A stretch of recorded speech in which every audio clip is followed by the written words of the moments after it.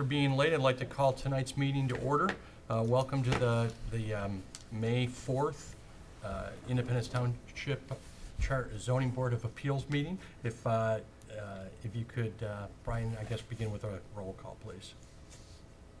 Pledge of allegiance. Pledge allegiance. Pledge of allegiance first. All right. You join me in a pledge. I pledge allegiance to the flag of the United States of America and to the republic for which it stands, one nation, under God, indivisible, with liberty and justice for all. Thank you. Now a roll call, please, Brian. Mr. Auger. Present. Mr. Epic. Here. Mr. Galley. Here. Mr. Sharl. Here. And Mr. Zurich. Here. Great. Gentlemen, we have before us an agenda that was published online. If we could review the agenda and let me know if there's any changes or modifications to it, please.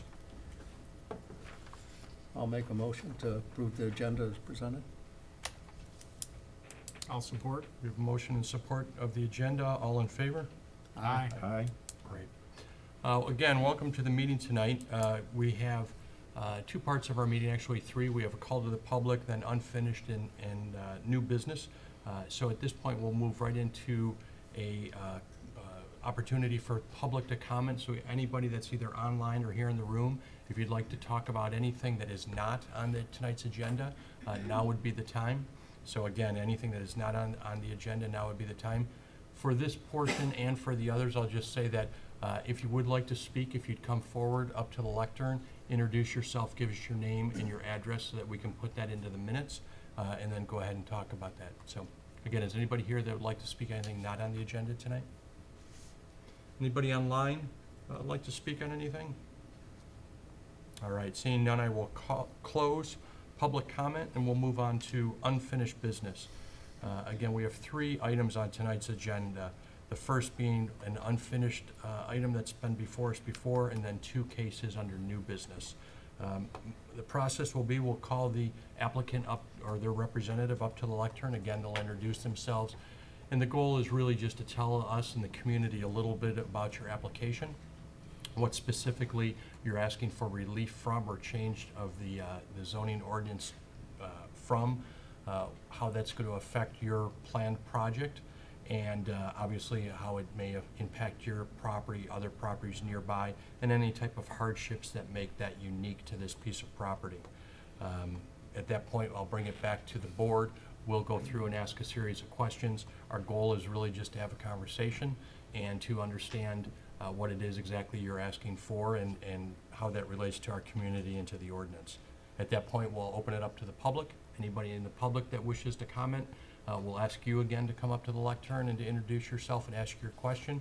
And then we'll work hard to have those questions answered as well as the board's questions, and then ultimately take some type of action ideally on each of the cases before us. With that, I will call the first case under unfinished business, case number 21-029. Independence Land Conservancy is the petitioner, requesting two total variances, the first being a variance from section 5.06A for the placement of an accessory structure on a parcel without a primary structure, and the second variance, a 40-foot front yard variance from section 5.06 table A as well, in order to construct the tool shed on the future pocket park maintained by the Land Conservancy. So A, to build a structure, and B, to have a variance from that front yard setback. Is the applicant in here? How are you tonight? I'm fine. Good evening, gentlemen. Good evening. I'm Sue Julian, and I'm representing Independence Land Conservancy, 7150 Dixie Highway. I actually live in Rose Township, 2505 Radley Lake Road. We were before you in December, and you had some questions, and I've attempted to answer those in the packet that I've sent you. We were given by the state and indirectly through Independence Township a 1/10 of an acre in a triangle of land bordered by Dixie Highway and Lakewood, and it's too small to be built on, besides the fact that the acceptance from DNR at that time was that it would not be, we wouldn't construct a building or something like that. So the maintenance sheds that we're talking about will not have a foundation in accordance with the Deed request, the restriction. DNR's request, yeah. And the second issue is setback, because it fronts on Dixie and on Lakewood. We've indicated that we're setting it quite far back from Dixie, and then more than the 40-foot setback from Lakewood. So I'm hoping that in the different exhibits that I sent you, I've answered your questions. You wanted to know about ownership, and I sent you the deed. You wanted to know about the purpose for the development, and what we're proposing is a flower display that can be seen from Dixie. You've got the drawing up that I drew. Of all the drawings, that's not the best one. But I am not skilled enough to show that beyond that bank of flowers, it slopes down, and from the highway you would see flowers. From the Right. highway, you probably wouldn't even really see the top of the tool shed right there, which is number 4, I think, or is it 3? I can't read. Number 3. Right, right. Yeah, okay. And you asked about setbacks, so you have a drawing for the setbacks. And you asked about aesthetics. We're hoping that this will be an addition and a beautification of the neighborhood, as well as the area along Dixie Highway. And I sent you something that appeared in Supervisor's comments, where he seems to be calling for that sort of improvement along Dixie. And in terms of architectural suitability, we plan to build ourselves a wooden structure, enclosing it with flowers to the greatest extent possible, some evergreens so that there'd still be something visible in winter that would be surrounding the building. So I wonder if you have any other questions. No, I appreciate that, Ms. Julian, so thank you very much. You were here in December, and I appreciate the packet that you had responded. I think we'll probably have comments from the neighbors again, but to summarize what we talked about, and thank you, I think you did a great job, but some of the points that were brought up in December was the fact that this was a donated piece of property to the Land Conservancy. It is small, it is essentially at the entrance to an established neighborhood in the community. Too small to build a house on, and probably why it was donated to the Land Conservancy. It does have an opportunity to be a pocket park or some type of a gateway, and it does go towards the supervisor and really the community's goals of trying to continue to improve Dixie Highway and some of the beautification efforts there. There were concerns specifically on my memory from some of the neighbors and even some of the board about an actual structure versus, not every pocket park has a structure on it. So really kind of at the meat of the discussion in December was a lot about the architecture of the building, where the building would be placed, if there's alternatives to, tuck it in or move it away from the wall or the road. I think initially it was planned to be much closer to the road. So it looks as though you've slid it back into the lawn area a bit more. There was also talk about the types of uses that would be going on there. I guess the intent is that it'll be a tool shed, and there was a concern, at least from me at that time, is it just essentially a warehouse? Wrong term, but a location to store tools for all of your properties, because it was brought up, I think, at that meeting that you've got a series of different ones, and so this would be a really good and convenient place, not only to have a park, but to have some tools that could be used at this location or at others. And some of the neighbors brought up whether there'd be traffic. So I appreciate you coming back to the board and to the community with a great deal more information. I did have one question before I open up to my board members, and that was, in terms of the architecture, your packet had submitted a few different building types. One was kind of a nice white garden house, I'll call it, that had some windows and some architectural style to it. And other ones were more of a utility shed type style. I'm just wondering, from your point of view, What type of building is being proposed here in terms of materials, design, quality, so on? Not the white shed with glass. I see. That was something that a volunteer plucked from Better Homes and Gardens and Sure, put in sure. there because she couldn't figure out what's lead. It's much more like this, wooden, perhaps only one gable instead of two, being able to get in and out of the shed. And the flowers that you see on the side, you also had asked about, was a sign ordinance needed for that? I don't know, but we planned a mural to be on that side that would be there all year round. I wanted to comment on one thing you said. We originally started calling this the Pocket Park, and listening to neighbor comments, they didn't want a lot of people there. We've backed off putting a walk path through, and we're not calling it a Pocket Park. Okay. It's a place visible from the street that shows and demonstrates native plants. Great, I appreciate that. In terms of native plants, they have a wide spectrum. Native plants can be, you know, a pretty articulated English garden all the way to kind of a native prairie, which in some people's minds might mean an uncut lawn. When you say native plants in terms of maintenance, care, and aesthetics, what would you anticipate? This is too small to be a prairie. Yeah. So we're not talking about tall prairie grasses and that sort of thing. I had brought you a picture of kind of the display of Springfield Township, and that's pretty darn manicured. And we're going in that direction, but what I gave you was images of different plants that flower in different seasons. So there'd be some things flowering in the spring, some in the summer, some in the fall, and then some plants left through the winter for the birds and the insects that are there, and then renewed again the next spring. Yeah. Great, thank you. I appreciate that explanation. With that, I'll bring it back to my board. We'll ask our newest member, Ken, if you have any thoughts, questions, or comments? Yes. Can you just quickly summarize again for me the three names: Independence Land Conservancy, the Blue Heron Headwaters Conservancy, and then, of course, the North Oakland Headwater Land Conservancy? Are those the three names properly, somewhat Yes. properly said? That's correct.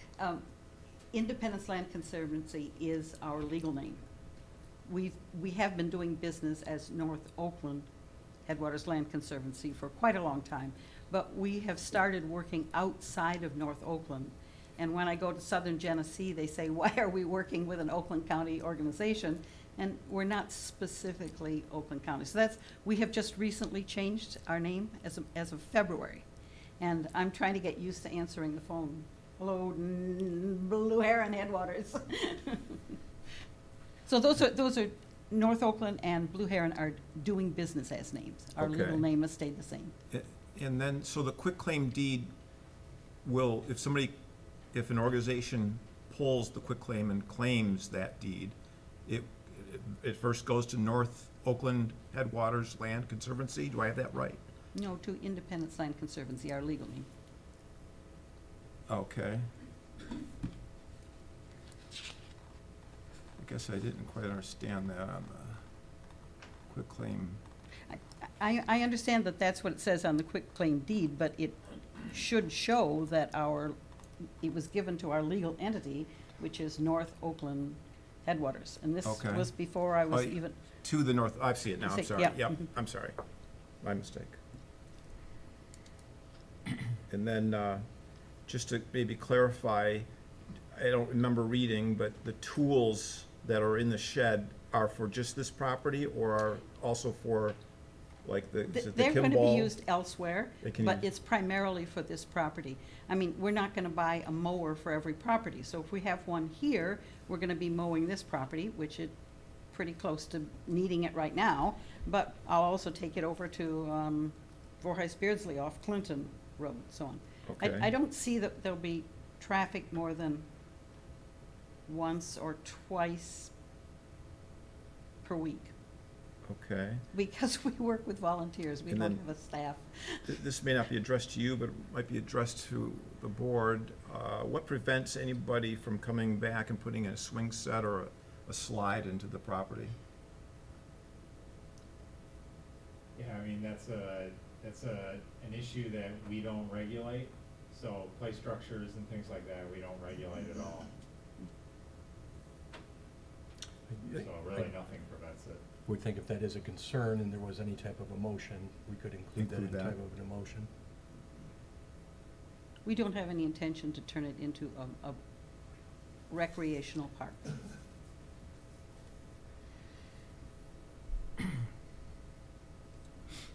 I think that's all my questions. We can come back to you. Thank you, Ken. Brian? Yeah, thanks for the information you provided. It was a good packet. Just to expand on a question that the chairman had, it's not gonna be all just wild prairie. It is gonna be maintained and mowed. So do you envision the perimeter remaining just regular Michigan grasses and mowed? And the main area around the shed that you show on your hand drawing of the planting area? So, if I can get back to that in my So- packet. It's a crescent shaped packing area, crescent moon shaped and so then the rest of the property would be mostly mowed and maintained.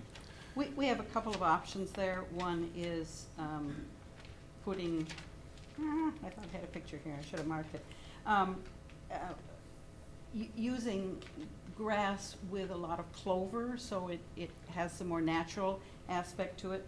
But another option we have is using, I was gonna show you a picture, grass.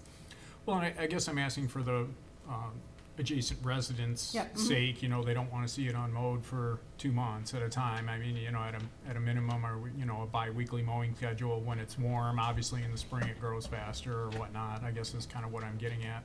Yeah, I hear what you're saying, but here is another option that we have. And I would like to introduce this to the community. It's called Eco Grass. It grows about 8 inches high, and the purpose is to have grass that you don't have to mow. Mm-hmm. It's a fescue combination, and it's being used in lots of natural areas. Is that what's planned for here? Unless you object, I would like to use that, yes. Right, what's the So a typical lawn Height mow is in the 4 inches or so. ordinances for, 8 That's true, inches. but this isn't, It's 8 if we use inches. eco grass, it would grow about this high and it would start to flop over. Yeah, I Yeah. see the pic. Mhm. Thank you. Anything else, Brian? No, not at this time. Jim Sharrow? Brian, are the variances requested at this time the same as they were when she was here before? Yes. One of the things that I'm concerned about is a 40-foot front yard setback. If that was approved, that could literally put this building on the property line. Correct. Yeah, the reason that it's noticed that way is because in the original drawings and even when you look at this packet shows a little bit further inland. Yes, but, it does. it's just not, I wasn't able to scale it or there's no dimension. So I had to go off of, this allows flexibility. And you could even modify it to be less of a variance. Yeah, I can't agree with a full 40-foot front yard setback because even though the drawings and things say 18 feet from, the street. Property line set back pretty far. I'm certain Thank you. that means 18 feet from the asphalt, and that's a road inside of, a private Yeah, there's a right of way. private right-of-way, and as a matter of fact, in that particular area, if you look at the aerial photograph, the road is shifted to the other side of the right-of-way, so it gives you the impression that there's more land there than really is, but I for one, can't get along with a 40-foot setback. It can't go on the right-of-way, it's too close to the right-of-way. Point well taken. Thank you, Jim. Anything else right now? No, that's all. Alan? so How many meetings did you have with your neighbors in the subdivision there since the last meeting? None, None? none. After all the comments that were made here at the zoning board of appeals meeting, you never met with any of them? That's correct. We met after the meeting with the gentleman who had objected before. We've heard positive comments from other people since then. I'm opposed to the grass because it's so close to our ordinance, and most of the lawns in that area are manicured lawns, not prairie grass. Mhm. I'd be opposed to that.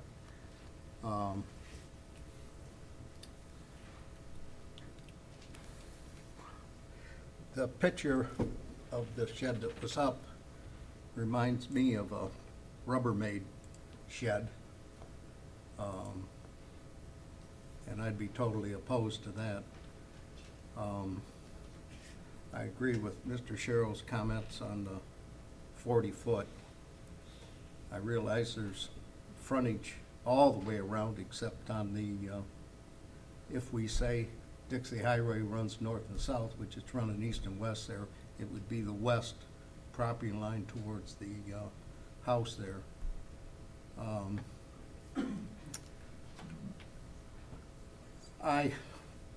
We haven't got to it yet, but we do have a letter from a neighbor. It'll be put into the minutes, but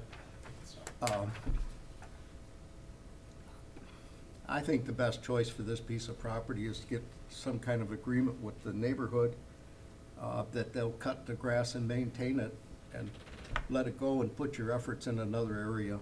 That's my opinion. Thank you, Alan. I will read this letter in a minute, and then we'll open it up to the public. I'm torn because I certainly appreciate what your organization does and all the good things it does in Independence Township and throughout the community. And I also understand kind of this terror of the entire community, I think yourself included, wants a beautiful piece of property that's a bit of a gateway to the neighborhood and everything else, but how do you do that without tools? I love the idea of a garden. I love the idea of different types of gardens. It's the shed and the location of the shed that currently right now I'm still not settled in, but I want to hear everyone. With that, I will read a letter that the township received, and then we'll open it up to the public. This is from Mrs. Natsky, I believe I'm pronouncing it. It's a bit of a long letter, but I'll read it. Dear Mr. Ottman, I'm writing this email because I am shocked and dismayed to find that the township is considering building an obscene addition within my community. I've been part of the lake community that falls within the Lakewood and Cummins Drive and Dixie Highway for many years now. We are a small but well-established family neighborhood that is absolutely insulted by the township's consideration of this addition. I have lived in the community for over 10 years on Cummins Drive. In my 10 years, my only interest has ever been to show, has been shown to the plot of land that the township wants to build a tool shed on has been our community, not the township. So in other words, she's saying that the community has maintained it. The grass has often been neglected, and we have been ones to pick up the trash and pull the weeds. We are also a dynamic community with many homeowners having small school-age children that use that area as a bus stop pickup location and their children, or a place to walk and bike around the loop for recreation. I could not imagine having such a monstrosity as a tool shed and a city work vehicles where young children play. So in other words, there's a miscommunication that the perception that this is a tool shed for the community. Obviously, I think we know that it is not, but I understand the intent here. Skipping ahead, we are going to maintain our private roads too now that you are inviting excess traffic. Additionally, the area is right off Dixie Highway. Of what use is the space for the township? It is not a major parks for the community, so there's just a misunderstanding, although I appreciate it within the letter here, that this would become a community park or a township park and maintained by the township. Lastly, you have never made an effort to discuss this position with us. Why are you hoping that we wouldn't see your notice? And so on. So I would say that we could put this in the would like to oppose the project column. With that, I will open it up to the community. Mr. If- Fink, could I Go ahead, I'm answer sorry. the comments Please, that you yeah, made here before? I- Okay. Absolutely. Mr. Charles, you said you didn't want a 40-foot setback. I thought that what we were doing was setting this back 2 feet beyond the 40 feet. That's what I've attempted to draw. But we can live with whatever you want to set. That's not a problem. Okay? And I believe, Mr. Alger, you said it looked like a Rubbermaid shed. Well, I'm sorry, that's my drawing. We intend to build it out of wood. Yeah. When you said 2 feet beyond the 40, could you explain that, clarify that? My understanding is a 40-foot setback is what is required. From the right-of-way line, not the edge of the pavement, the right-of-way line. That's right, that's right. Okay. And we intended to go 2 more feet back of that. Or whatever you Well, say. that's 42 feet, and if that's the case, you don't need a front yard setback. Well, I think what she's saying is it would, you know, in essence, it would be a 38-foot Yep. front yard setback variance. Or rather, So 2 feet in from the property line. is that what you're saying? 2 feet I in? think so. Okay. So, But you see why I let the ladder, Right, you know, I right, gave and it there's no latitude. dimensions on the plan, and it doesn't appear to be drawn to Yeah. scale, so. but that's a very important point to clarify. So one way that I think Jim and myself interpreted that when you first said that plus 2 foot is, right now there's, and you can see it on the aerial photographs of the property, there's a 40-foot private road easement. Yes? Front setback is an additional 40 foot from that. So that setback line is already about 12 foot into the grass area. Mhm.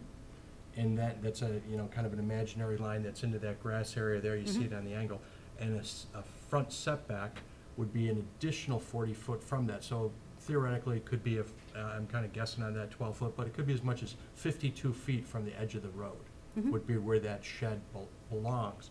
That's also true from the Dixie Highway side, and because it's a triangle, so if the setbacks were applied to this piece of property, it'd be a very small, very precise point, sort of in the middle, where that shed would be permitted to be, if there was another primary structure there.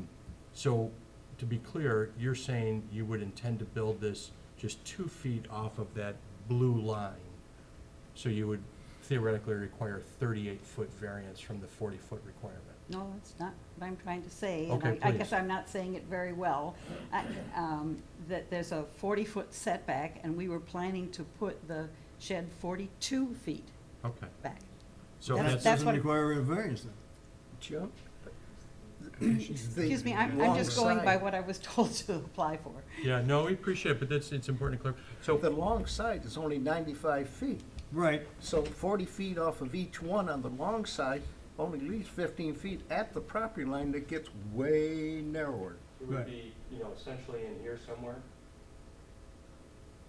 Is that, Yeah, because they're being only 95 feet. Take 40 foot here and 40 foot here, and then we have a side setback here, so. 10 feet.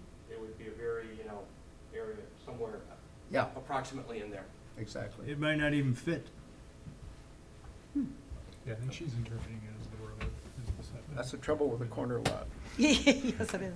Well, One of the things that we could do is try taping it, measuring it, putting flags, and asking someone to see if they agree that that is within the Well, that appropriate could be setback. done, that could be done without going out in the field and doing it. You could do that on a drawing.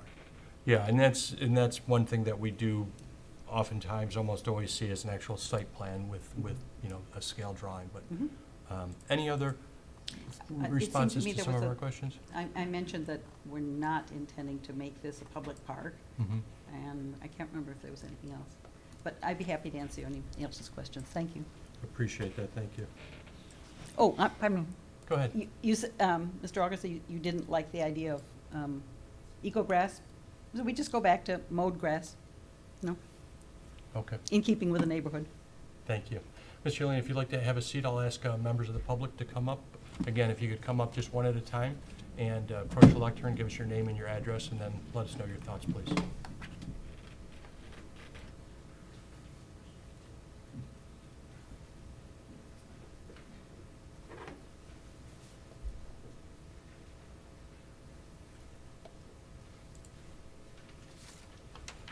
Good evening. Good evening, gentlemen. I was here in the last meeting about this. My name's Mike Rosales. I live 5940 Lakewood Boulevard. I guess what I need to say is, per your suggestion, and she did say this too, we went in the back room, we exchanged phone numbers. We got zero response, and I still do not want this to happen. This is a thing to where I think there's gonna be traffic going up and down that road, and it might be 1 or 2 trucks a week or something along that line. But what happens if it's not? What happens if they use that for, you know, a daily use? It could happen, so you never know. I do some of what she does for a living, and I know how things change. So I can tell you, the grass she's talking about, they use it, but it still needs to be mowed. And it doesn't stop the other weeds from growing beyond it. We have, in the past, for as long as I've stayed and lived there, which is about 10 years, and my wife as well, she's coming up next. We've had a problem with it being even maintained. And I think I brought that up at the last meeting. So I don't see any difference when there's a shed there. The shed is gonna be subject to B&Es. It's gonna be an eyesore for everybody like me, where I live right across the street. And I don't feel that I'm comfortable with something. I mean, last time we talked in the back room, she said she couldn't donate it to nobody, but she really can. She needs to get legal counsel on that, and she was worried about, I guess there's some kind of clause that says she couldn't sell it to somebody else. Well, she can donate it. She can donate it to somebody else, and she could eliminate that whole problem of that. And I can tell you that yeah, it's just going to be a big mess. It's just going to be a big mess. So that's my thought on it. Everything else you already heard before that. So Appreciate you coming back. Thank you, Yeah. Mr. I Rosales. have a couple Oh, questions. I'm sorry. yes, sir. Do you have a private road agreement with all the people on the private roads? I'm a contractor, and I do this, the goodness of my heart, I maintain the road on my own behalf. Mortgage companies haven't asked No. you guys to come up with a No, private it's a road private, agreement? it's a, no, And an no. it's- assessment no, for no. each I have the homeowner? equipment, I maintain it, I do it, just to appease my neighbors, and, I think I do all right, there's no potholes there, so. But no, there's no agreement between neighbors. Every now and then I get a 6-pack on the porch, but, yeah, you know, but, There's no homeowners Yeah. association. That's what I was gonna say. Alan, No. is your question more specific? Is there a homeowners association that Well, creates an no. escrow essentially? Being a real estate broker and a builder, a lot of times buy a lot on a private road, and in order to mortgage it, we have to go get a private road agreement drawn up just to provide that the road's gonna be maintained for the mortgage company. And I'm surprised with as many homes that are back in there, Well, there's- that there isn't some kind of. there's an not really that agreement many homes with a back there. Clause of like maybe $50 a year or something, you know, to Right. throw Yeah. in to maintain. But that was my question. Thank Yeah, you. yeah, there's really not that many houses back there, and the people that are there during the summer months, you know, the winter is really what the problem is, so, but, no. Thank you. All right, Thank you. yeah. Anybody else care to speak on this case?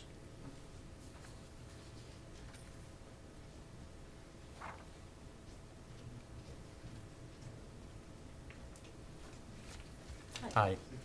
My name is Alicia Rosales. I live at 5940 Lakewood Boulevard. I'm really upset again, like my husband said, that we were not communicated by. She never approached us to ask or anything like that. The last meeting, she was talked about the pocket park. That was a big concern because, you know, strangers hanging out. There's a bus stop area. We just don't want people to look at our neighborhood. I buy stuff on Amazon. I got packages on my door. I don't want nobody, Sure, you know, sure. watching our house. But the shed, I think it's going to be a eyesore. It could be an attraction for rodents if you're gonna have high grass or plants and bees and whatnot. She's talking about clover. Well, we're gonna get a lot of rabbits and whatnot. It's just, we just don't want it. The vehicles, we don't know. We don't have a guarantee on how many vehicles are gonna be there. It's a shed for multiple areas, so there's probably gonna be traffic in and out. How are we gonna be guaranteeing that there's not? There's a little parking area right across the street. We think that people might be parking there too. And you can't see going on Dixie Highway, because some people park there to sell their cars. You have maintenance vehicles there, you know, back and forth. Plus, our road is partially dirt road, and it gets tore up right at the pavement there, so in and out of traffic with the shed, it's gonna tear the road up even more. But we don't have any promise on maintaining. Again, you said people can build a swing set on there at any time. We don't have that guarantee. I totally against it. All right, I appreciate. And I actually had the letter from Stephanie too, I brought, just in case she didn't send it to you. No, we got it. Thank you very much. Appreciate it. Good evening. Good evening. My name is Matthew Abraham. I live, actually I own 6950 Dixie Highway and 5920 Lakewood Boulevard. They're pretty much right, one is right next door and the one is across the street from it. Okay. So the problem that I have is I understand that they're land conservatory and the idea is great. But the problem is they have never I lived there almost 15 years, never maintained this property, ever. Last year I had to call 3 times just to get the lawn cut, you know.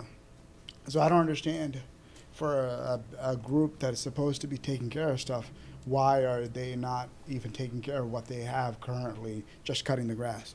Now we're adding all this other stuff, the shed, grass, trees, all the stuff that still has to be maintained, which takes time, which takes effort, and they're a volunteer organization, excuse me.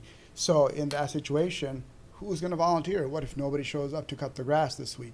You know, the rest of us has to look at it, rest of us has to stare at it, you know. I mean, literally in the 15 years, last year was the first time they maintained it. And they cut the lawn once, maybe twice. They trimmed down, there's an apple tree there, they trimmed it down. And then they put some signs saying private property. That's it. 15 years, that's all they have done. They're always wait for other people to kind of maintain it, which we can't do. So, you know, and I understand the shed, the setback, and the idea is great, but as an organization, they're already failing to maintain this property. They might be doing a great job at other properties, which is great, but we're as a neighborhood, like all of us, like you asked last time, did you talk to the neighbors? No, she didn't talk to any one of us about coming out and just asking our opinion on it last time. So if it's that important to you, why wouldn't you at least take the effort to talk to all the neighbors about it? I appreciate the Mr. Abraham. In fairness to the applicant, I think they have acknowledged that it is an important piece of property. I think they understand the where it sits in its relationship to the community and to your neighborhood. And it is one of those difficult things that, well, it's difficult to maintain because there's not tools and lawnmowers on site. They're not a professional maintenance company, so they don't have trucks, you know, traveling throughout our community. So on one hand, having a shed may allow them to maintain it, you know, more frequently. I think is the argument. So that's what we're wrestling with. But I appreciate your comments. Thank you. Yeah.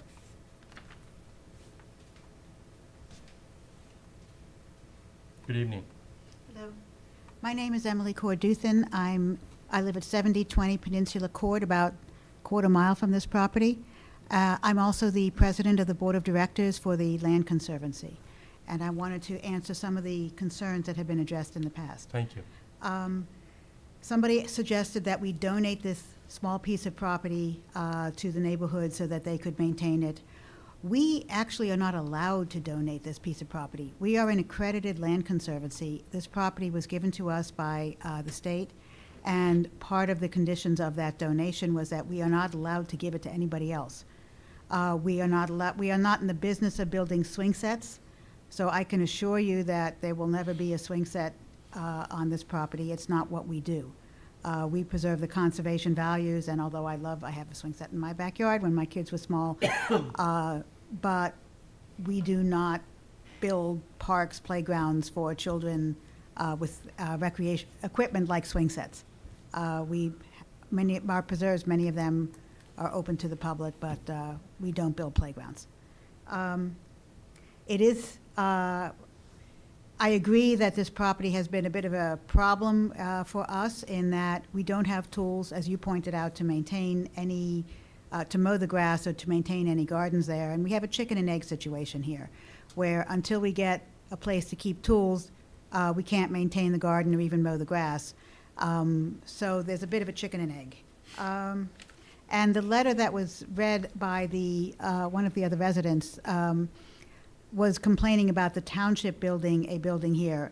To be honest, as I was listening to those concerns, if I was to envision a building constructed by the township, I would be envisioning a huge building. The township has a big DPW. They have big trucks. They have large equipment.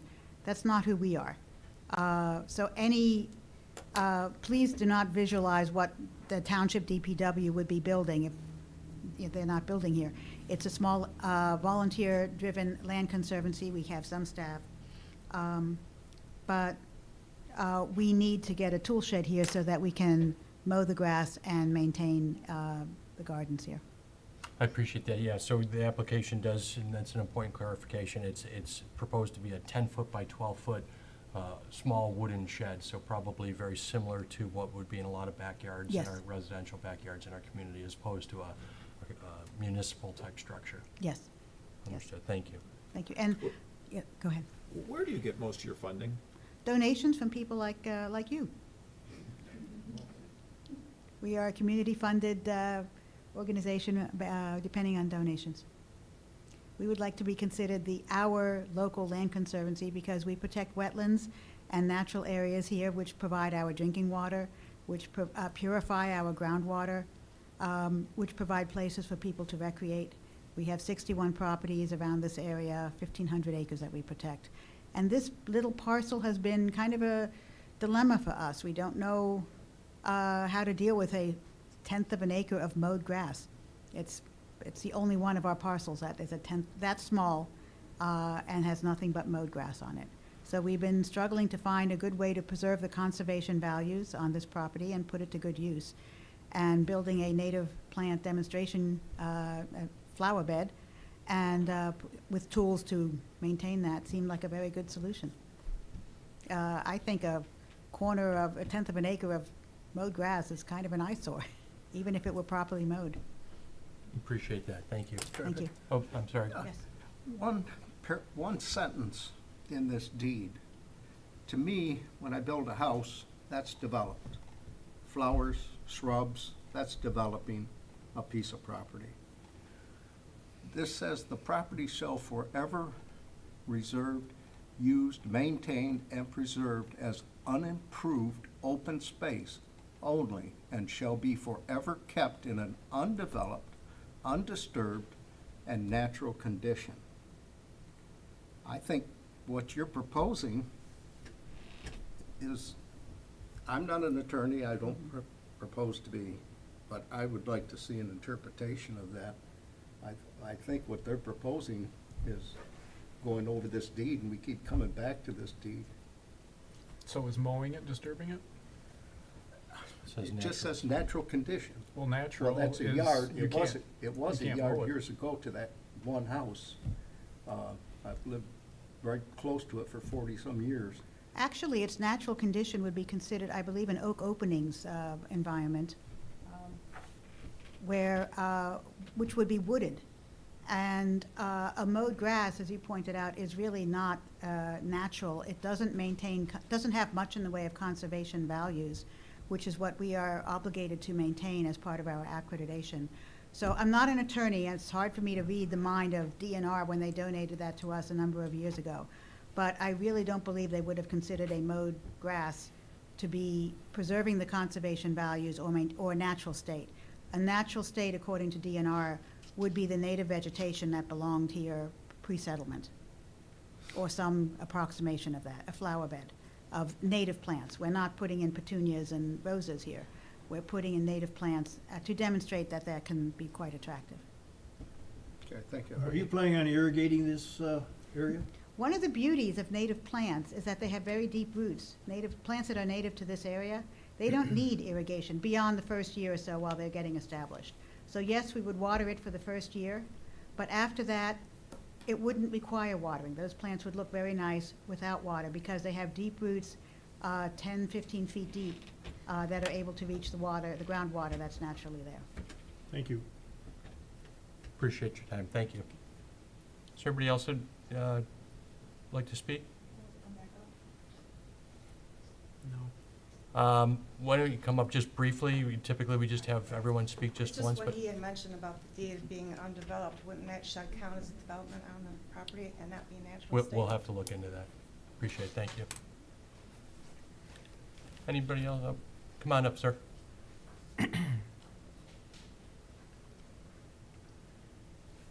Ben Pushak at 5956 Lakewood.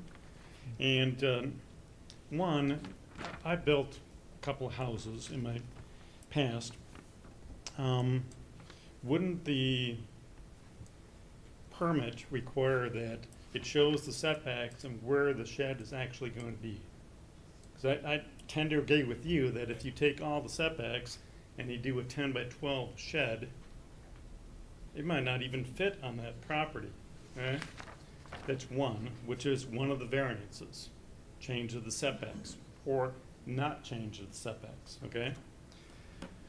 The other one is, like Matt, I tend to agree that park would be nice in some areas. But realistically, this is a small piece of property, and I understand it's hard to maintain a small piece of property because it takes basically the same amount to maintain a small as it does a big. My question would be, if this organization, Conservancy, owns other or has other properties in the area, why wouldn't they put a shed on one of those other properties that is bigger, okay? Maybe further away from traffic and other stuff and not in the way of, school bus stops, etc. So when I look at the property, it just seems like if you just draw the setbacks on it, 40 feet, it'll probably leave, 5 by 5 feet, which is not 10 by 12 shed. Although that is one of the requests, is a variance Yeah, from that. but she was saying that they want to change it so they don't have a variance. To me, just show the layout of the property with the setbacks and where the shed is going to be, because the shed is a, second variance, which is a small primary building on a property without a house, Correct. which I just don't think it'll fit. Contrary to the ordinance, for sure, and Yeah. which is why it's here, right? Yep, I but agree. that's my two comments. I appreciate it. Thank you, Mr. Peshek.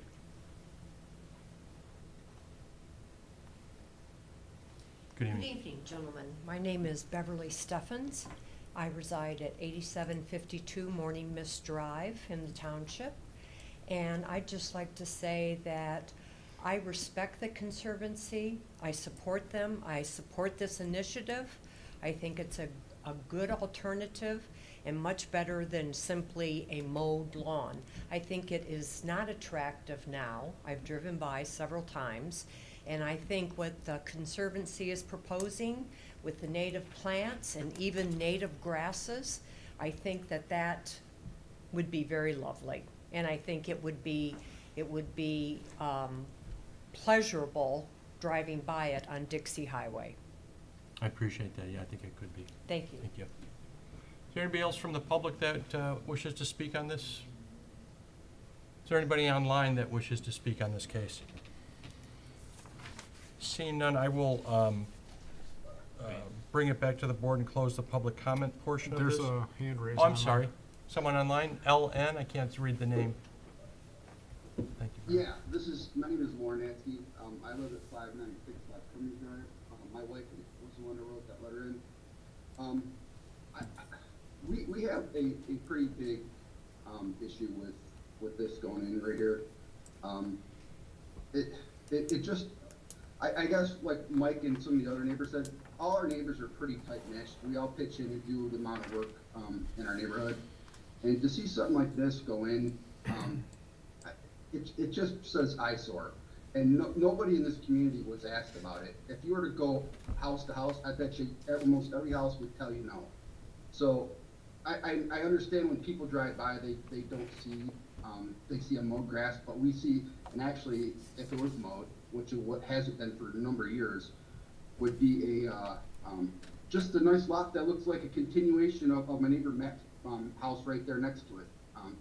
And that's all we're asking for is just to leave it as it is. We don't really want to park, because once that happens and people hear the word park or land conservancy, we get other people in the area. And we have a lake island, or a lake island as part of our association, and we get a lot of folks that don't live on our road or in our neighborhood that access that, and we just don't want added traffic coming up and down the road.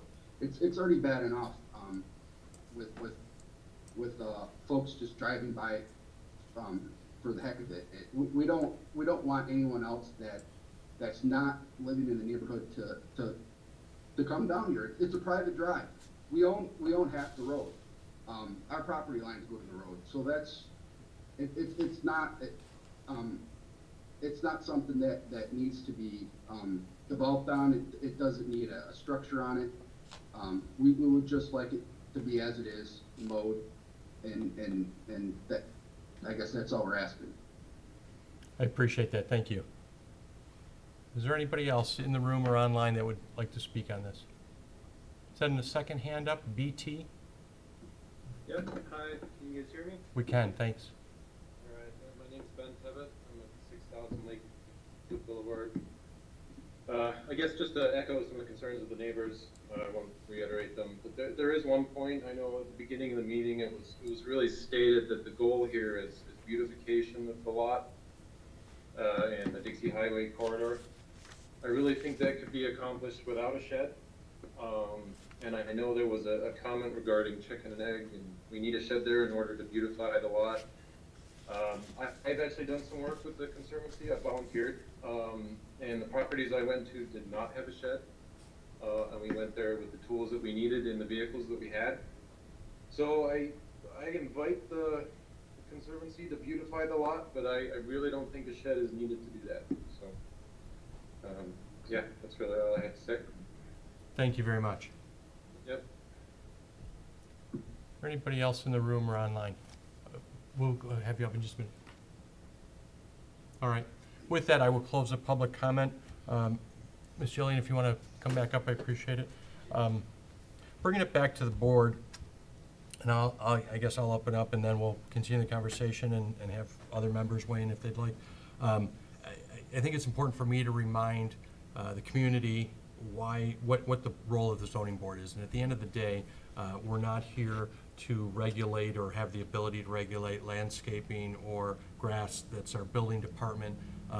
Oftentimes, however, if we were to make a motion, we do have the ability to, if the applicant in whatever case makes an offer and says, hey, I will, paint my house red, then that could become part of the motion if the board so chose, and therefore then could be enforced. But at the end of the day, what the applicant is asking for is two variances. A variance to build a accessory structure on a property that does not have a primary structure. Our community has a rule that you have to have a house or a building, primary use, before you can have an accessory use. And so that's the first requested variance.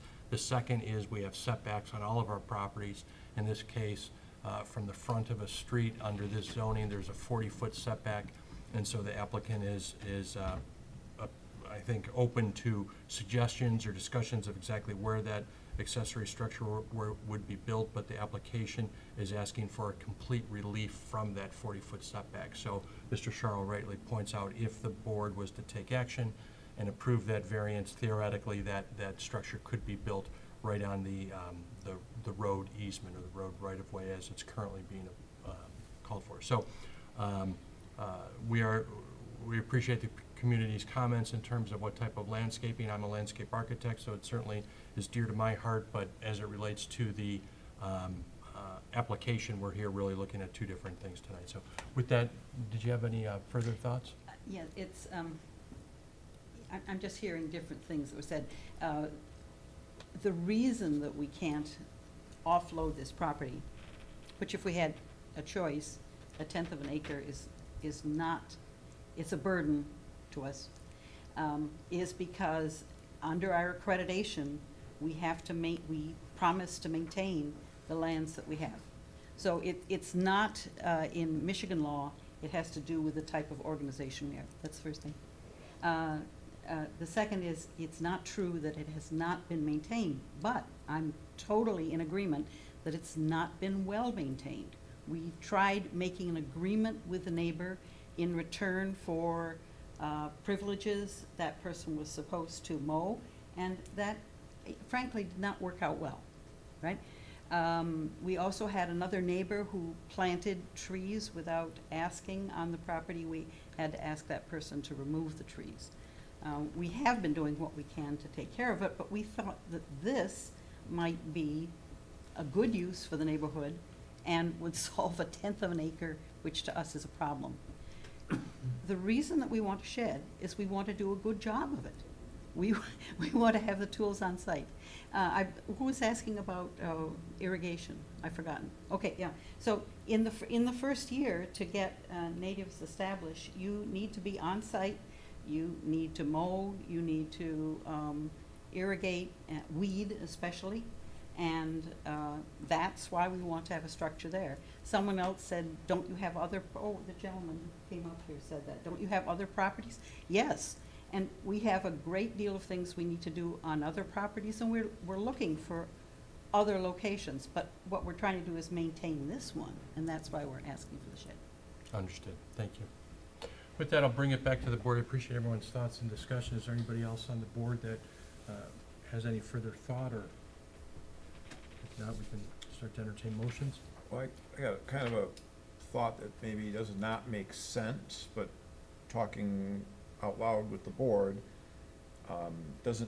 my thought is, can we do something for 4 years or 4 summers or something, and then have it, reviewed again? Something like that. It would be expensive to put up a small shed, and then we would ask them after 4 summers to tear it down, but is that an idea, or is that, it makes things way too complicated, I think. Well, it It's certainly my does. second thought. It does reserve rights or provides accountability all the way around it. I don't remember in the time that I've been on the board that we've ever put time conditions on variances. Do they typically run with the land, or They with? do, but you could put reasonable conditions on it, such as that. We put a sunset on a sign on. We did, you're right. And with an escrow, so the township could go in with township employees and remove the sign if they didn't. Correct. Okay. It's an interesting thought, Ken, thank you. Any additional thoughts? I want to state on behalf of the Independence Land Conservancy that they're really kind of between a rock and a hard place. You've been given a piece of property, and this is unique, because all the other properties that you own, you don't do anything with, because you're trying to maintain them in their existing conditions, preserve wetlands, all the other things that you commented on. And I want you to know that I, for one, understand your predicament here. That, this is a unique piece of property, it's small, but I, for one, do not feel that the shed is in character with the surrounding area. Thank you, Mr. Sherrill. Anybody else? I really am in that position as well. When I heard you and some of the other speakers from the Conservancy talk about the mission and the idea that this could be an oak opening in a natural state, it could be quite quite beautiful, right? I mean, a nice wooded forest would take some time to establish itself, but you know, maybe more in keeping with your mission as opposed to mowed lawns. And I appreciate that. There's probably a period of time in which, though, the neighbors, you know, it's a long way away from looking like a small oak woods. So there'd be that kind of awkward establishment period. 40 years. And so I, in my mind, and I can't regulate this, but I keep going back to the fact that maybe it does warrant some conversation on both halves, that you know, this to me, it just feels to me as though there's a solution from a neighborhood point of view where everybody can work together on this and somehow figure out how to maintain it from the Conservancy's point of view, that frankly probably would rather put their efforts into other larger areas with more natural features on them. But I can't regulate that either. But it does seem as though there's probably a community-based solution in there somewhere from my point of view.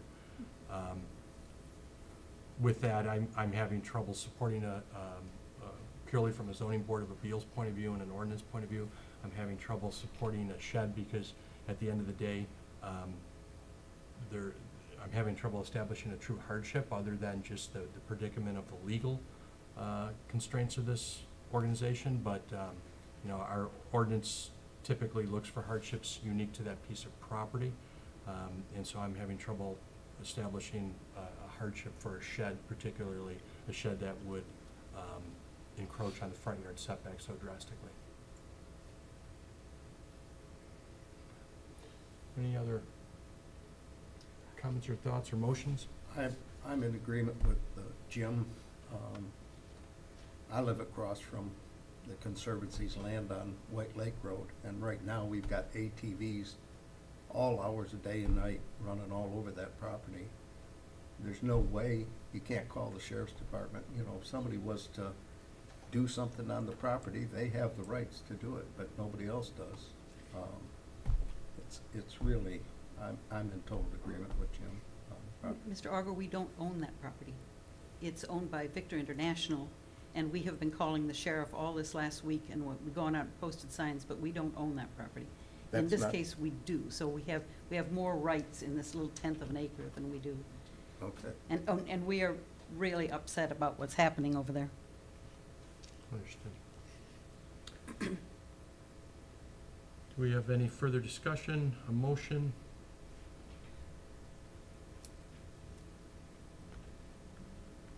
Mr. Zurich had an interesting solution.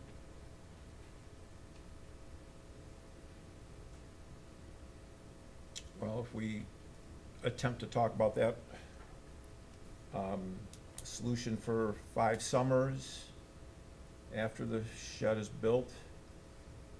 Maybe 4 summers would be better. 4 summers after the shed is built. The grass has to be native grass, not the potential alternatives. And no apparatuses, no swings, no slides, no. And the shed would be of wood construction and well-maintained, so those 4 items maybe? You can put a motion forward Any and see if it gets location? seconded. We've got discussion after that. Well, the location would have to be per the request right now. We as a board do have the ability to lessen the amount. We can't increase it, but we can make a motion to lessen it if that's something that could be discussed. Or it could be as applied.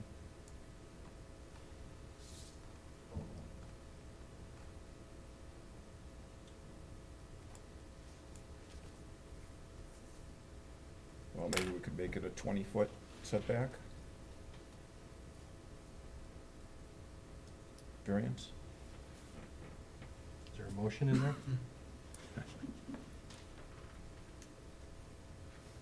Oh, Yeah. to, You have to actually I Make would, a motion yes, that we I can would make a second. motion for, We Re- mentioned a case number. for case number 21-029, that the Independence Land Conservancy be granted permission to build a small shed that is no bigger than 10 foot by We thought 8 by 10, I believe. 8 by 10, and that the setback has to be 20 foot or less, that the agreement will be for 4 summers after the shed is built. No external apparatuses such as slides or swings. The grassland has to be native grass and native flowers. I think you don't mean native grass. I think that You you probably wanted put- just lawn grass. Mowable lawn. Mobile lawn grass. Right,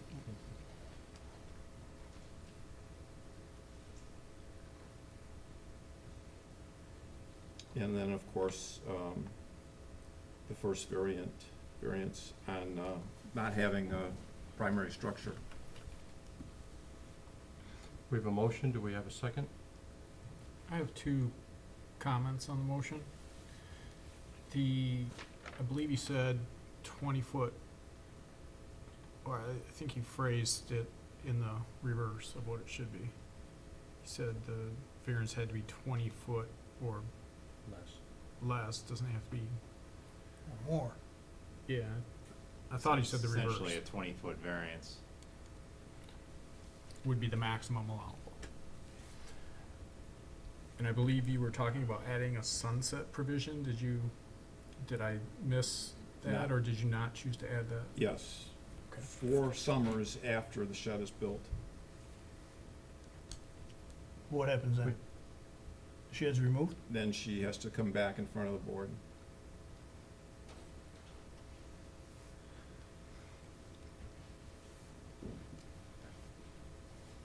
I'm trying to understand the spirit and the intent, and also then how to police it or how to voice it, and not just because to continue to speak publicly of my thoughts, I still am struggling to support this only because of the reasons I stated, but I'm happy to help craft a motion based on that intent and certainly consider it, and but I think, and I appreciate, Ken, I know you've sat here a number of times as a substitute now or full-time, which we appreciate, but haven't had as much time to craft motions. So from experience, I would think that you've stated well kind of the structure of the motion. This is a little unusual in the sense that we'd want to at least provide the township some type of direction in terms of policing and expectations, as well as the applicant, as well as the neighbors. And I'm not sure yet how to police. quantify that standard of care, and then the expectation of, does it automatically be removed in 4 years, or does the applicant have an opportunity to come back? And if there's been fewer than X number of violations, let's call them, then they're entitled to renew it.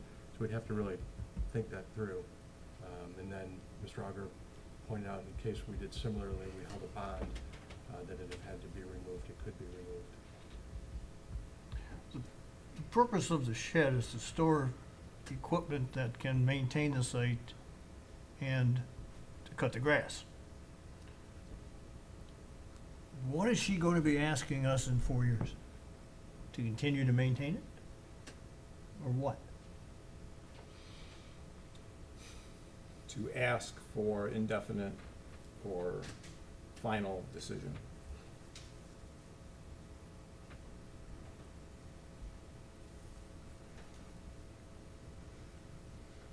I'm in agreement with Jim. Needs to be a lot more discussion, and we don't have a second on the motion to be including it in a Understand. discussion period. And we have It's so Another to your motion? point, Alan, I you agree know, with both of you that, you know. to try and keep at least on the record of what we're doing. So we have a motion, we've had some comments on the motion, we do not have a second, so at this point, we're either gonna need to have a second on that motion or an additional motion.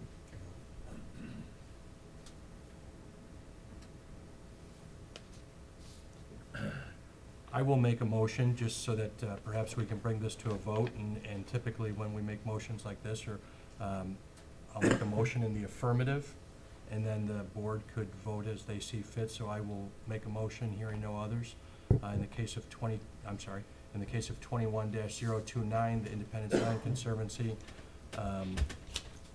located at Dixie Highway and Lakewood Boulevard, to approve the two requested variances, that variance to allow an accessory structure on a parcel without a primary structure, and to allow a 40-foot front yard setback variance, which would allow that structure to be built essentially on a zero lot line, should the applicant choose. So, again, a motion to approve in the affirmative. Do we have a second? Now, under Robert's rules, we can do a support, Okay, but don't have to vote yes on the motion. correct. So I'll support your So we've motion. got a motion and a support, and is there discussion? Are you suggesting, Alan, that we don't have to vote at all, or we just have to vote immediately? No, that, I supported it, but I don't have to The supporter vote, doesn't have to vote. you don't- support the motion in a vote. And I don't think I do either. Right. But I just wanted to get a motion on the table, and Correct. typically you motion. Is there any discussion? Now, we've got a motion that's been seconded. Brian, if we could have a roll call, please? Mr. Auger, No. Mr. Epping, No. Mr. Galley, No. Mr. Charles, No. Mr. Zurich. No.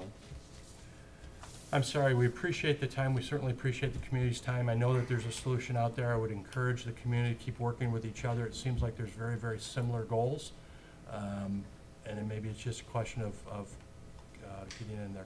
Yeah, you have to make, I mean, the approval motion failed, Oh, but you need to either go in the opposite direction or postpone it. oh, we have to actually. I mean, yeah, you have to pass a motion of some kind. I'll make a motion in Thank you, Brad. case number 21-029 to deny the request as presented. Second. We have a motion, and we have a second motion to deny as requested. Brian, if we could have a roll call? Mr. Epping? No, I'm sorry. Yes. Yes. Mr. Galley? Yes. Mr. Charles? Yes. Mr. Zurich? Yes. Mr. Auger? Yes. Well, I Okay. think the solution is we all need to volunteer for the Land Conservancy and It's, make our I township think more you're, beautiful. I think you're exactly right. Let's get our pickups I will going. accept that. Thank you very much, Okay. and we continue to support you, and thank you for everything you guys are doing throughout the Okay. community. I recognize, if I may say this, that this is an unusual circumstance. We've been trying to come I'm to sorry, Sue. some kind of solution. But quite frankly, without the ability to maintain that properly, which in my mind means tools on site, because I have limited help from volunteers, we probably will not do any development of that Sue, property. I think you've got neighbors that'll mow it for you. If you just That hasn't contact happened in them. the past, sir. I know, but there's been expressed interest Yeah, since this case has come up, so maybe you can get better. okay, maybe. Thank you. Thank you very much. Thank you very much. All right. Appreciate everyone's time on that one. We'll now move on to new business. We have two cases under new business.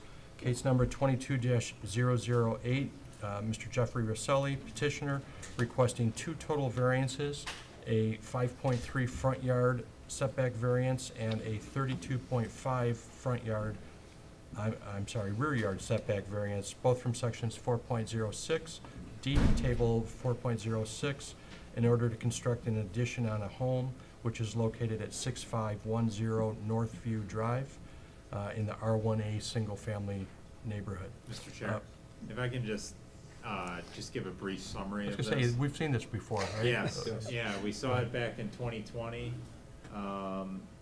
right before COVID, actually. Okay, A week before it started. So, he got approved. This is the exact same variance that he got approved for. It's just variances have a 1-year expiration date, and, you know, obviously, we know what's happened since 2020, 3/4 of 2020. So, he's ready to build, I think, now, but, you know, we obviously had to bring him back. so I appreciate that, Brian, and the minutes of the 2020 meeting were in our packet and online.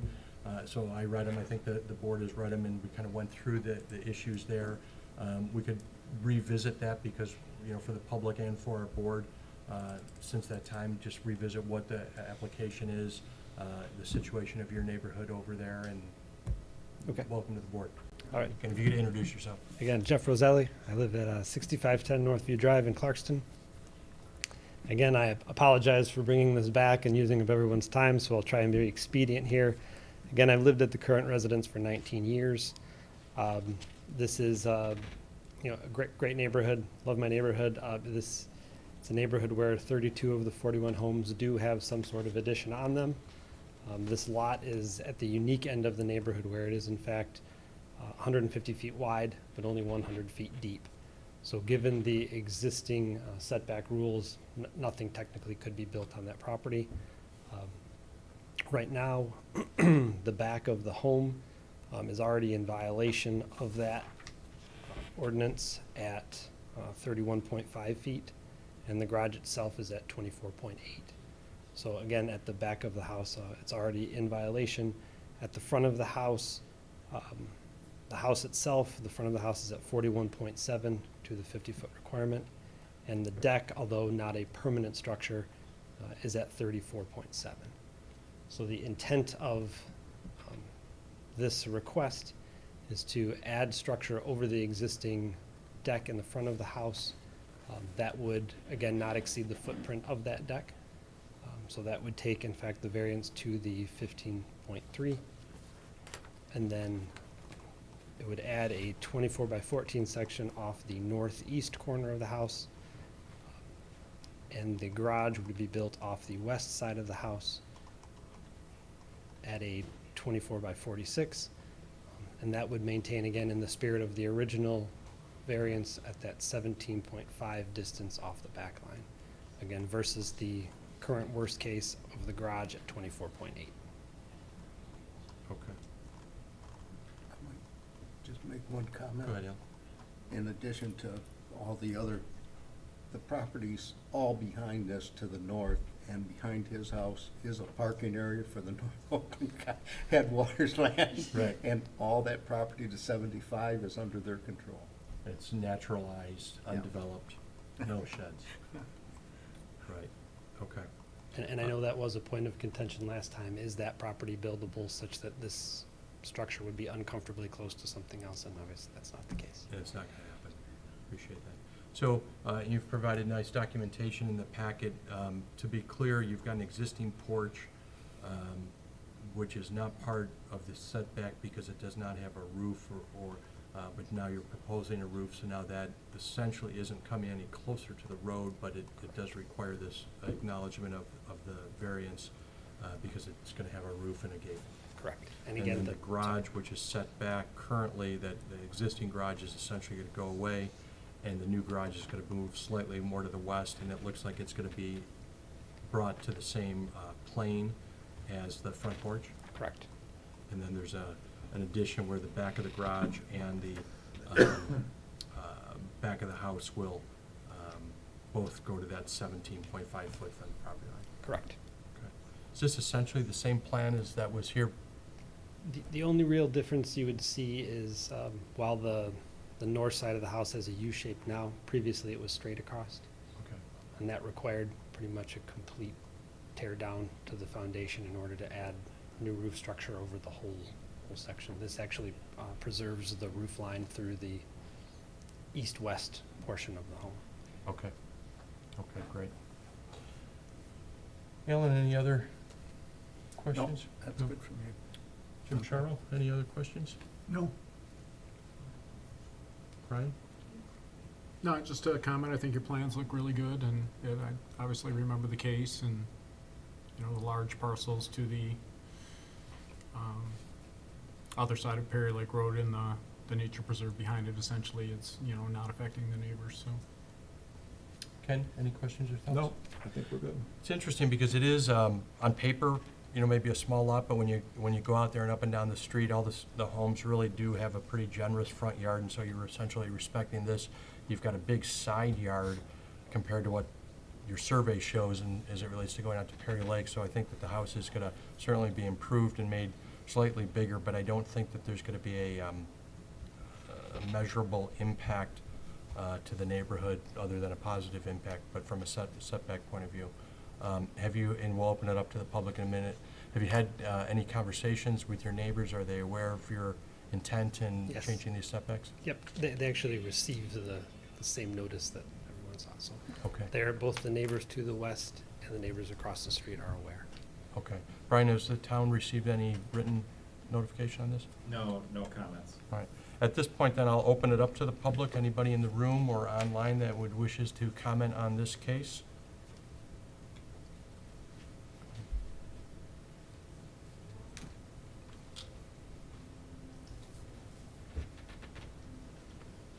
Ms. Jillian, how are you? Sue Julian for the Independence Land Conservancy again, yes. And we do own the land that is back on Mr. Roselli's. I'm here to support his application with the request that no building materials be dumped on our land. We have that problem all the time. And we don't see that this is going to affect the Conservancy, and we don't expect to be back here asking for any building at all on that land. It's just a little bit ironic that two in a row Right. were involved. But we do have 60 properties around the area, so you'll see more of us, I'm sure. But it's a fair request of any homeowner or any Yes. adjacent property owner, is just the request that the homeowner polices the contractors and ensures that obviously nothing is dumped or disturbed on the adjacent properties. So in a fairly well-known subdivision in Independence Township, we had 5 violations that took us 2 years to settle because contractors dumped stuff all over the place. Okay, I appreciate that heads up. Thank you. Thank you. I'm in support. Thank you. Are there any other comments from the public in the room? Is there anybody online? Oh, that's you, Brian Beal. It's me.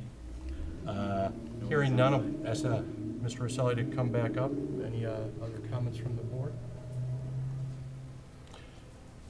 Mr. Roselli, I'm sure that you agree with Ms. Jillian that it's reasonable to make sure that nothing gets disturbed on the property. Obviously, it's you that enjoys that view, and, Absolutely. okay, thanks. Agreed. There you go. Gentlemen, if we have a motion or any additional questions? I'll make a motion in case number 22-008 to approve the request as presented and make the comment that the hardship is the lot is very unusual in its layout in conjunction with the house, and that the adjoining properties won't be affected by the addition and the setback request. And that part of it that a stake survey, making sure that we're staying within the request, and that no building materials be dumped outside his property lines. We have a motion. Do we have support? Support. Motion and support. Any discussion? Hearing none. Brian, if we could have a roll call, please. Mr. Galley, Yes. Mr. Sharl, Yes. Mr. Zurich, Yes. Mr. Auger, Yes. and Mr. Epping. Yes. Good luck. Thank you. Let's hope we don't have another pandemic. And we'll move on to our last case. Case number 22-009, Cedra LLC, petitioner requesting 3 variances. The first variance from section 10.06F for a deviation in front yard greenbelt requirements on Dixie Highway and Deer Lake Road, and 2 variances from section 4. So in other words, to be clear, that variance was a deviation from the greenbelt on 2 different roads, because this is a corner property both on Deer Lake Road and the same deviation request on Dixie Highway. Second variance is from section 4.19, a 5-foot front yard setback variance, and the third is a 25-foot lot width variance, all in order to construct a Big B Coffee on the northwest corner of Deer Lake Road and Dixie Highway, and that is in the C3 Highway Commercial District. Is the applicant with us tonight?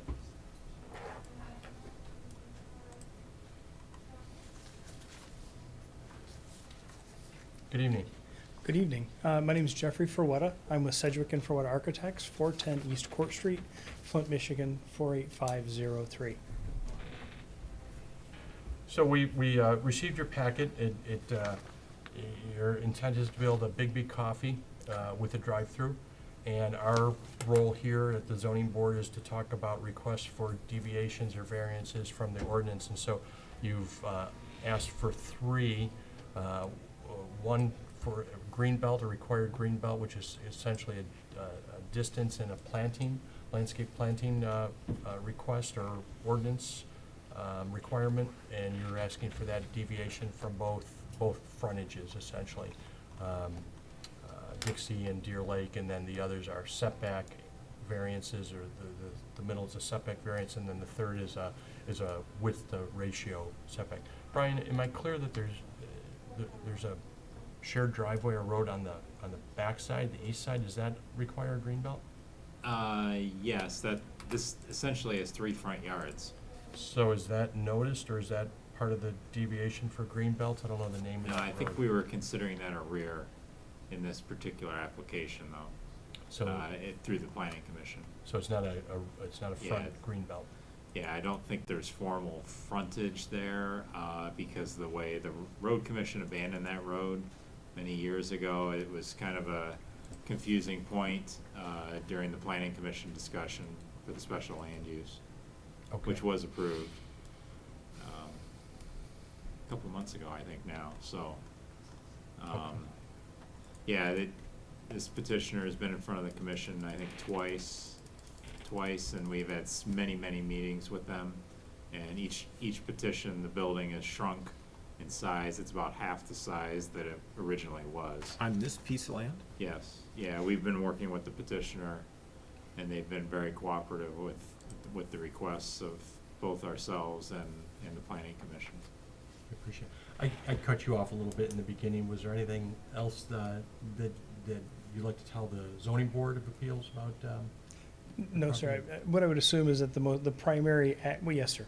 So the primary frontage on Dixie Highway, while we are requesting the variance for the setback, we're not improving from the neighbor next door. So if you notice, the neighbor next door, their building is actually about 20 feet closer to the road than we are. And then when the road was widened, the property setback now is further back for us than it is for them. So while we are asking for a variance of 5 feet, that variance is we're still gonna be 20 feet behind the neighbor next door. And the same thing with their parking lot and their green space. We're not getting an improvement over someone else by what we're requesting. You're not gonna be worse than your neighbors, is what you're telling me. Correct. Good to hear. So two things as it relates to the Dixie frontages. One is the distance of the building, and what you're saying is you're asking for a 5-foot variance, but that's still further from the road than the adjacent Deer Lake end. Correct. And the second is as it relates to green belt and landscaping, and I'm not sure what, I know the bank to the further south, I don't know where their building is in relationship, but they have a pretty full and well-maintained landscape. What you are asking for is relief from that requirement to have that required green belt and landscape frontage, correct? Correct. Okay. We do have some landscaping along the front. You'll notice we have the 42-inch high grass along the front, so we do have some landscaping. Okay. So we're sort of in between the bank and the people to the west. Okay, sounds good. All right, great. In a case like this, as it comes back to the board, what I'd like to do is ask Mr. Galley to kind of give us a summary. Brian's provided a little bit, but what happened at the planning commission? Yeah, and How we're Mr. getting on. Oppman, you know, as already stated, 5 or 6 of the main points and a few more things that come to mind. I do believe that the final vote ended up being unanimous of the planning commission, and I think the building orientation and drive-through orientation and drive entries, I believe those changed several times as well. And I actually think the petitioner brought some new folks in on his team and worked really hard on it, and pretty much accommodated all the requests of the planning commission through the final process. We talked a lot about landscape tonight. I know we're requested a greenbelt variance, but I want to remember something about the drive-through lane that the planning commission requested that they do stuff to screen it and such from the highway, and it does show on here the row of grasses that continue along down in front of the Deer Lake Inn. And I thought there was something else specific about that too, that the planning commission requested that they conformed with, so I guess in short, pretty much everything we asked for, they ended up giving us before we gave them the approval to move on, so that's it. Thank you. So, there's some really nice graphics in here, but it looks like, if these are, I'm not sure that these are accurate to this site, maybe just marketing for Bigby, but the front door faces towards the rear, correct? Correct. And the drive-through is on Dixie Highway, and again, we're not the planning commission, that box has already been checked, but I guess from a variance point of view, I'm trying to understand what landscape, one of the applicants earlier tonight talked about Dixie Highway and the beautification of Dixie Highway, and in fact even included a letter or article that the supervisor had written in the paper recently talking about the beautification, specifically landscaping on Dixie Highway. And I'm frankly struggling with the green belt because I'm not sure how that improves Dixie Highway, or at least it maintains the intent of Dixie Highway. And I understand it's a planning commission thing, but from a ZBA, that to me, I guess I'd like to hear more about the hardship of why we can't have some type of a green belt. 2 feet with some ornamental grasses, to me, doesn't achieve the intent of a green belt, and frankly, I don't think camouflages a drive-through very well.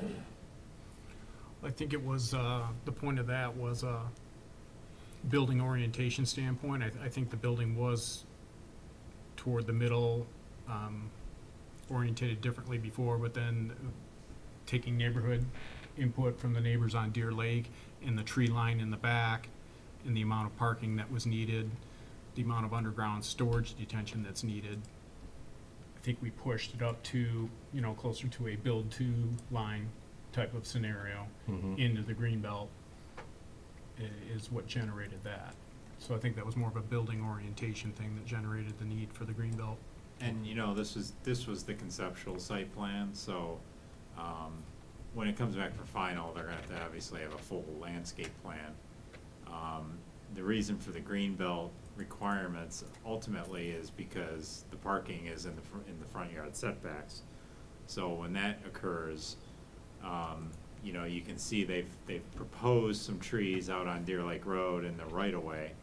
I don't know if the road commission's even gonna go for that, and typically we don't allow that, but however, based on the use, they gave us a lot of data on usage and drive-through versus people going into the building, and the parking was deemed to be sufficient by the planning commission, but the parking pretty much maximizes the site. And That's the need for the green belt requirements. No, I get it. And it's not, it'd be wrong for me to imply that it's not gonna be green in front, right? Because there's a big different distance between the curb line and the curb line of where the drive-through is. So that'll be grass, it's owned by the road commission, and it looks like there's even an overhead wire, so you probably can't put any trees, and you were just reserving about 2 feet for those grasses that probably aren't gonna thrive through the winter because of snow, the furrow snow there. So I'm struggling with the aesthetics of the front of the landscape there without that green belt. Any other comments from the board? Yes, I have. Go ahead, Jim. Does the township have a side yard setback from a parking lot? I thought it was 10 feet. No. Okay. Can you tell me any other place in the township where the drive-through is in the front yard? Alex's. Alex's Market. Typically, we do not approve drive-throughs like this.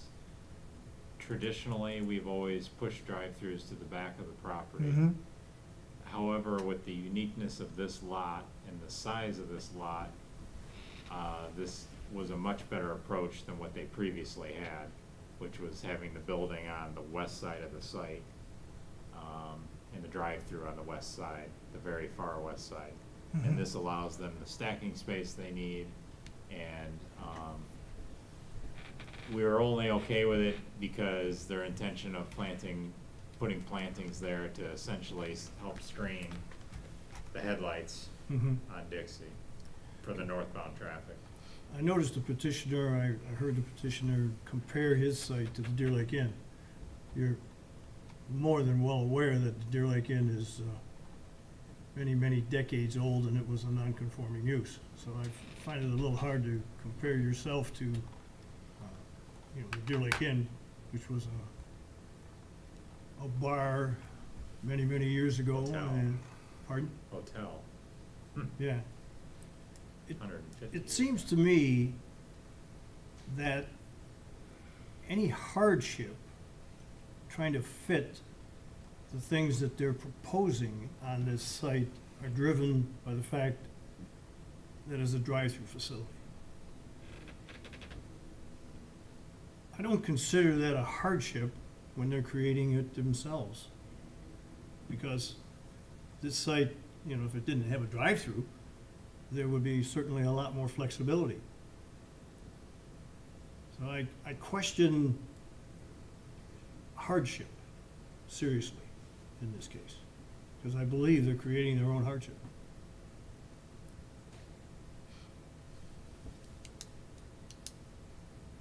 Understood. Any response to that, or? So do they if come you up with- notice, the building is 1,288 square feet. It's a really small building. I understand that. And if you have a different style building in here that doesn't have a drive-through, will it survive in 1,200 square feet? At a certain point, typically when a client comes to us on something in general, we tell them, based on putting in utilities and things like that, if you don't put in a 5,000 square foot building, you really should go rent from somebody, right?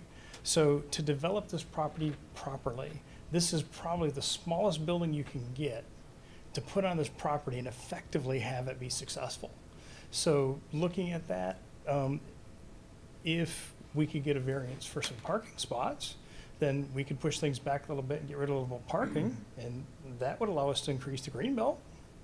But I think we've kind of went through with the planning commission saying, this is really what we want. So at this point, working with the planning commission, we feel that this is really the best answer. But it does need variances from the ordinance because it's not 100% conforming, correct? It certainly is an option for development on this particular piece of property. However, I just think it's too much. I mean, does the township have a percentage of landscaping? 12 to 15%. Does this come anywhere near that? We haven't done a calculation of it yet. Because as it stands right now, the township planning commission is only granted conceptual site plan approval. And special land use for And a special- coffee shop only. Correct. Can I go one step farther? I mean, why aren't we doing this across the street or something? How did your company, Big B, pick this one and not right across the street? Because it's available, or because it's cheaper, or? I'll have to defer to the owner. I know, and we'll call up others in a minute. It is hard, and, again, I'm trying to keep coming back to our role and not the planning commission's role. We'll have to, we as a community, have to control that. There's just pure economics of, especially for a coffee shop, of being on the to-work side of the road as opposed to the to-home side. So looking at this piece of property, and I like the use, I assume that this is preliminary architecture, and the architecture will go back to the planning commission. The planning commission probably won't approve just a block building right up on Dixie Highway. But again, I like the attitude that our township has taken with our ordinance and our overlay districts on Sashaba, and really have held the standards for landscape frontage and different standards. And in the time that I've been in the community, which is almost 20 years, and involved in planning and zoning board, everyone constantly is saying, what more can we do on Dixie Highway to improve Dixie Highway and the aesthetic and the success of it? Certainly bringing a regional or a national player like Big B Coffee to the area and to Dixie Highway is phenomenal. And so I certainly support that. I want to look for ways to help that. At the same time, I'm hesitant to take a step backwards for, to what we're all hoping Dixie Highway can become and raise the bar there. So I didn't mean to cut you off, Ken. No, you're doing very well, thank you. Alan? I don't want to reiterate what everybody else has said. I built a building and owned it on Dixie Highway for about 25 years, okay? I'm totally opposed to the drive-through the way it is. The headlights are going to be headed into the northbound traffic of the people in the drive-through, if there is anybody at night that stops there, because they're all on their way home. The vegetation along Dixie will not live, I can promise you that. You're going to be plowing salt into it to clear that drive-through.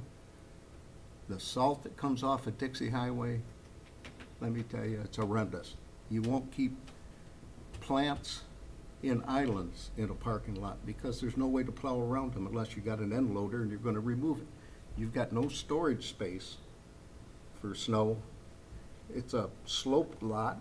You're going to use a lot of salt. I've talked with Brian about this a couple months ago. I don't want to see the township get into another, I see a detention basin. You're going to offload the water if it fills up into the side ditch. It's going to run down Deer Lake Road. We've just cleaned over the creek, the other side of the houses to the north of this, at a tremendous expense to the township and the county. That's why that road is closed. Most of that dirt that's in that road came from clearing that canal that's back there. I don't feel this is an improvement to Dixie Highway. I've been to a Bigsby up in Mount Pleasant about 3 months ago. It's in the middle of a parking lot, the same as the coffee shop is, in front of Big Lots. There's no inside, it's just drive-through, period. We're a different board than the Planning Commission. You can appeal to the township trustees if you don't agree with the Planning Commission. Circuit Court is your only appeal to us. So we're a different judicial type board. So we have to look at things totally different than the Planning Commission does. They work with you and stuff like that. We get one shot at you, that's it. I think it's wrong for the site. That's my opinion. I'm sorry. I appreciate it. Any other comments from the board? Any, before we open up to the public, anybody else from your team that would like to speak before we open it, or you can speak after the public as well? Please.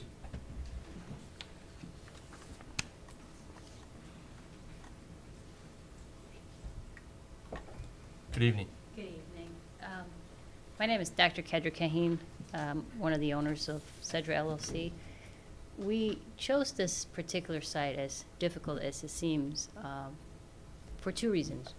One, it's the highest point on Dixie Highway. So when you're building something like Bigby, visibility is important. So I felt that this was really a good site for that purpose. But I just want to speak on what you said, Jim, earlier about bringing Bigby to Dixie Highway. As a young professional, there's not many options out here to sit at a coffee shop, have a shared workspace.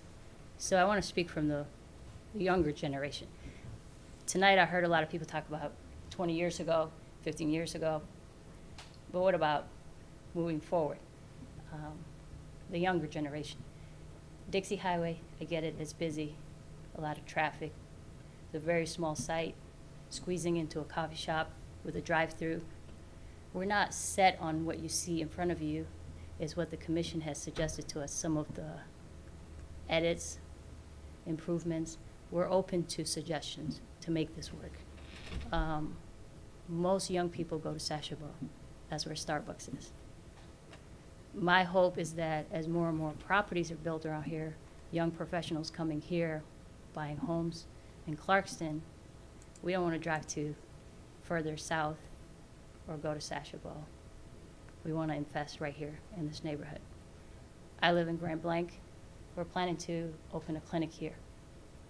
I would love to move out here, but I don't want to be discouraged because as a young entrepreneur, every time you hear it's the zoning board or the planning commission, we speak of variance, I get it, bylaws have to be created, but if you can think with us and give us suggestions on how we can make it work, we're invested, we bought the land, we hope that we could build on that land. We're invested with Bigby. They approached us, they love the site, the location, for the amount of traffic that goes south and north. About 66,000 cars go through that area. So from an investment perspective, I feel that it's a great investment. But from coming up with the best solution, that's what we're here for tonight. My hope is that you can give us suggestions. We're not set on what's in front of you. But if you can say, hey, maybe you can orient the building in a different direction, have less parking spaces, maybe increase the size of the building and do away with the drive-through. If that can be done from an investment perspective, we could take it back to Bigby. But my hope is that we could walk away from this, that we think about the younger generation and the young professionals who want to invest in this township. Thank you. Thank you, Doctor. That's great perspective, and I appreciate it. And again, coming from my point of view, it's phenomenal that people are investing this type of money in national brands on Dixie Highway, anywhere in the township, but certainly on Dixie Highway. So I think that's probably appreciated by every resident and certainly every township official.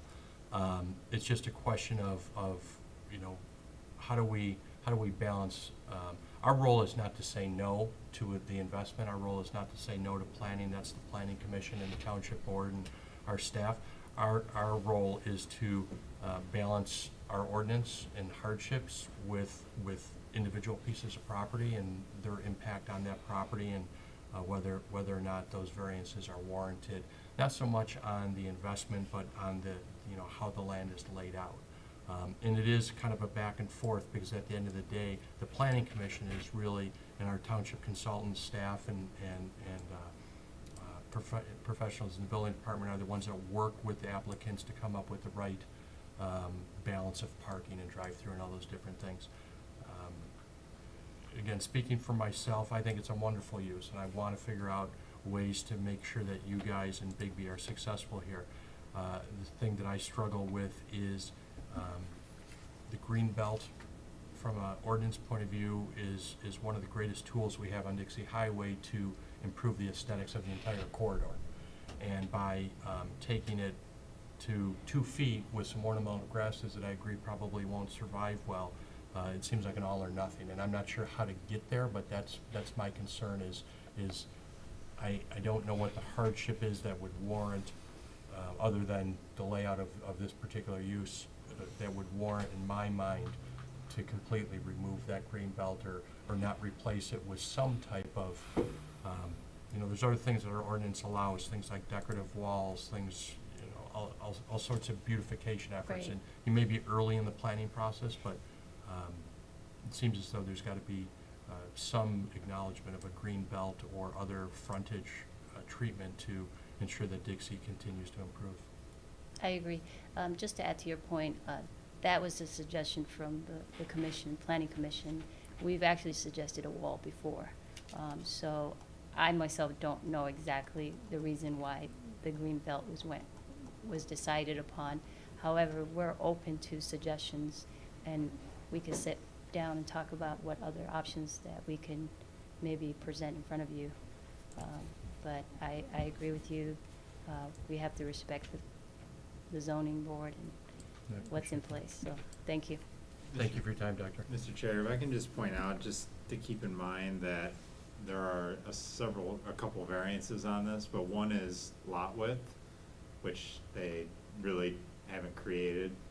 So keep that in mind, that no matter what you do with the other variances, the lot width is one of those like we typically have that's kind of a given variance. It's a true hardship for this piece of property. Yeah, and if they, you know, we can always redesign the site, you know, and internally, or even at the planning commission level down the road when they're ready for a final site plan, but, ultimately, the lot width is a major hindrance, Excellent point. so. I would just add to that, it's the lot width and the residential nature of it behind there to protect Deer Lake residents. And, you know, to redesign it again, it's been redesigned multiple times, and the 7 people on the commission and with our trusted consultants is, I guess, decided this was best. And I just want to make one more comment on the green belt. I mean, if you hold firm to that green belt, Chris Belli's isn't there. That's a 0 green belt. And Did you pass that I- too?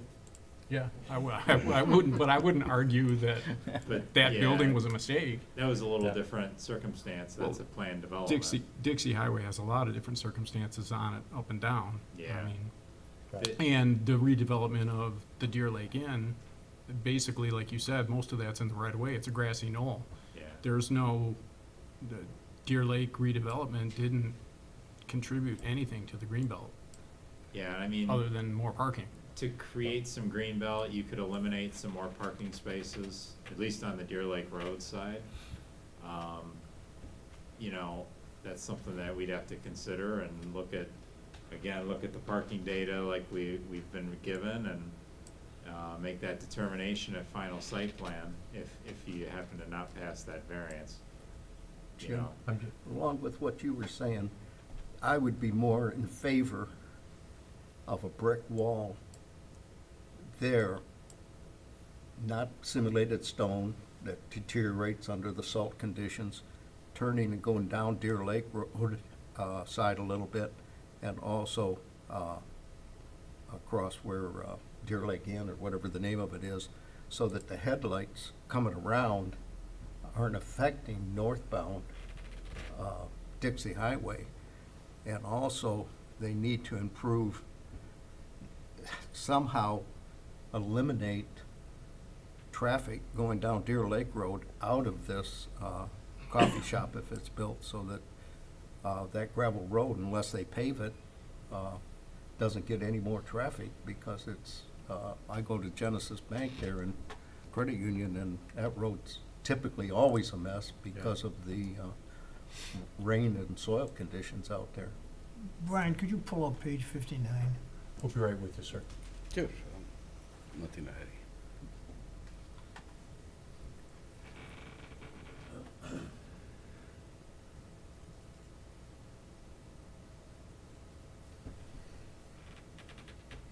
It's an aerial photograph.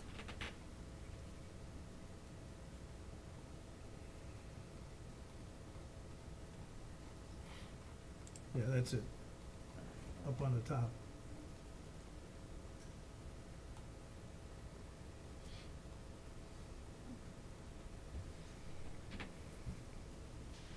I'm looking at this and I'm seeing a comparison between something on the southeast side of Deer Lake Road that meets the standards of the township in terms of landscaping.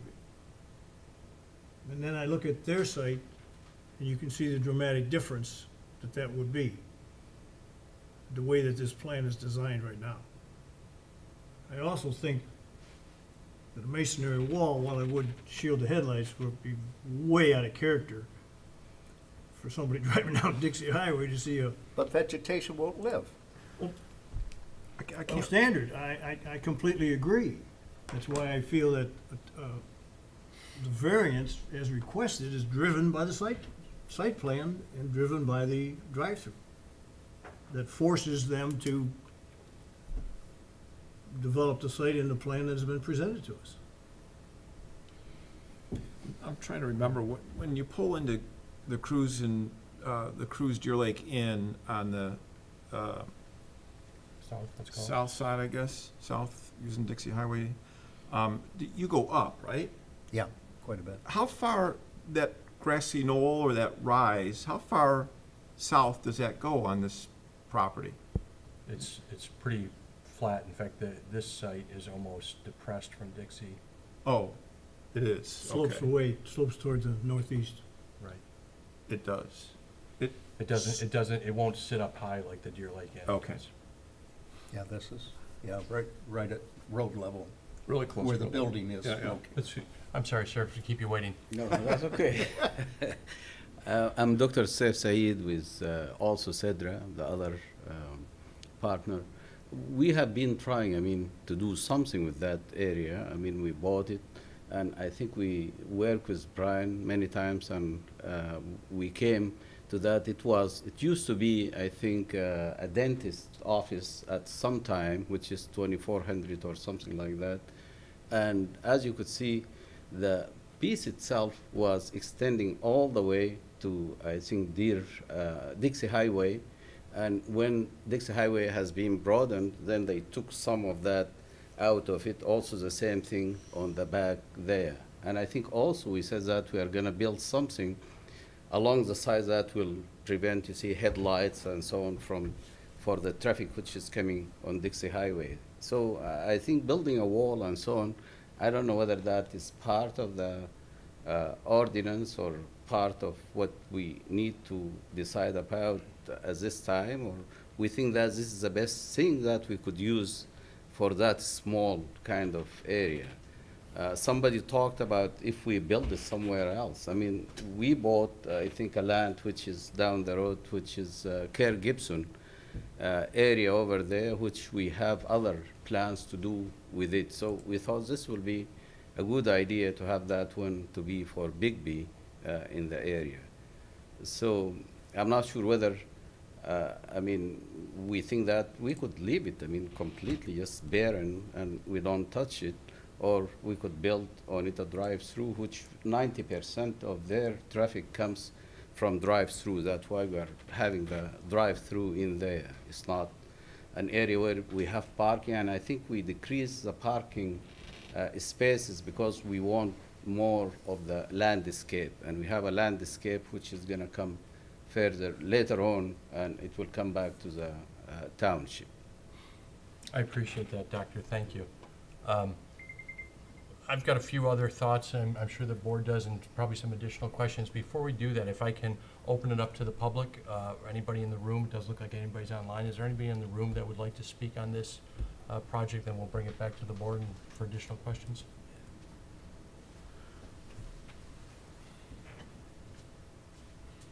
Hi, I'm Tim Wickersham. I live at 7400 Deer Lake, right in back of, see that blue line that runs right up that driveway? Mm-hmm. So I live back there, and I had met with Tom Wilhelm, who had reached out to us, who was one of the brokers on the project, and we appreciate that.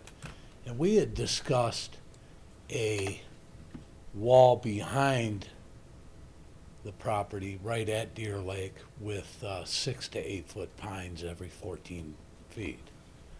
And,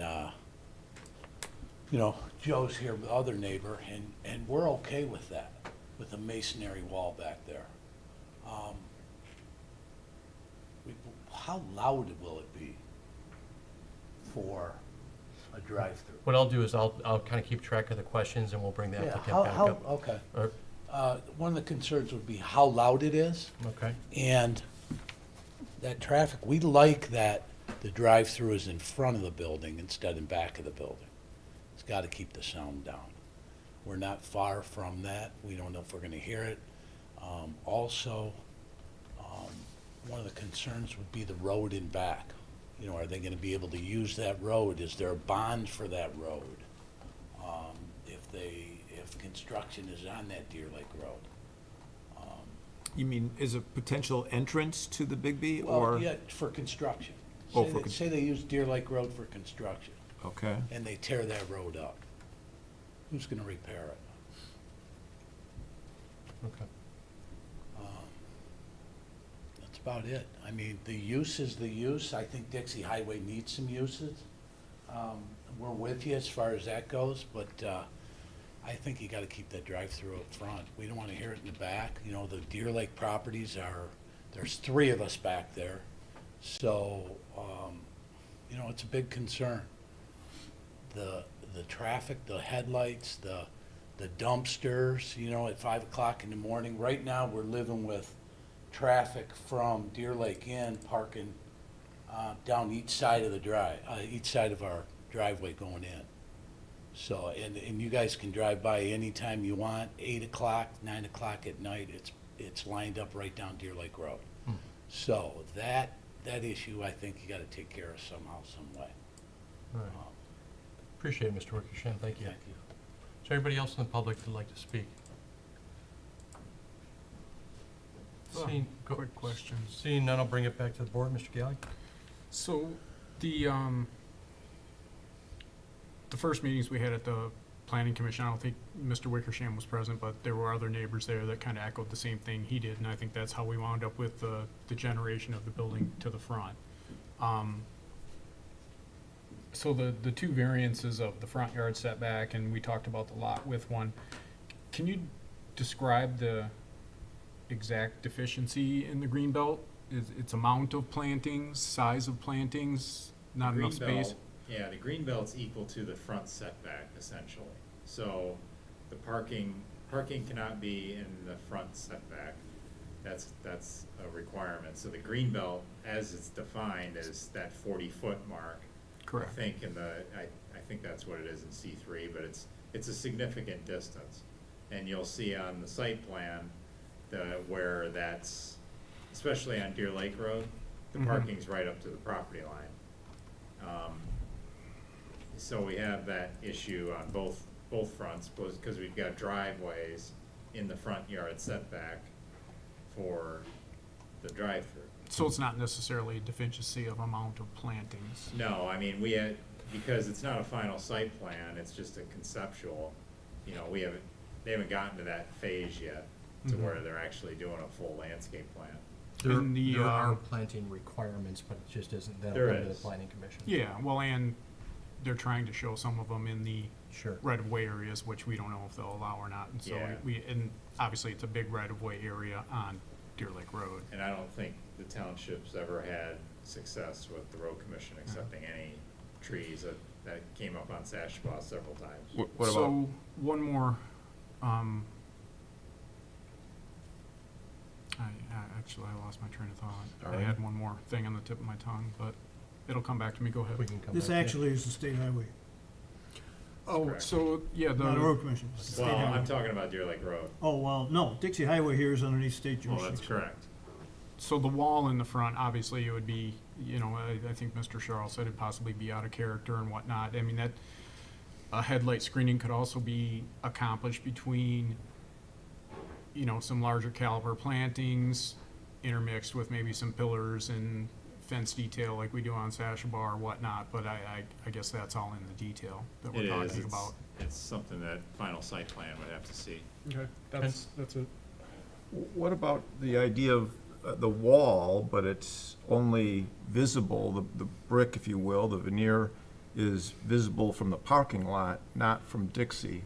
So you build a, I don't know, 5-foot wall, and then you berm up the dirt from Dixie Highway up to the wall, so you cover the wall, put some plantings there to get it up, you know, to 7 foot, and then you hide the headlights? All of that would be, you'd have to get a permit from MDOT in order to do that, because they're only 2 feet off the property line. Yeah. You're that's- filling in the right of way. And you're can't filling in a right of way, and I don't see that happening. Okay.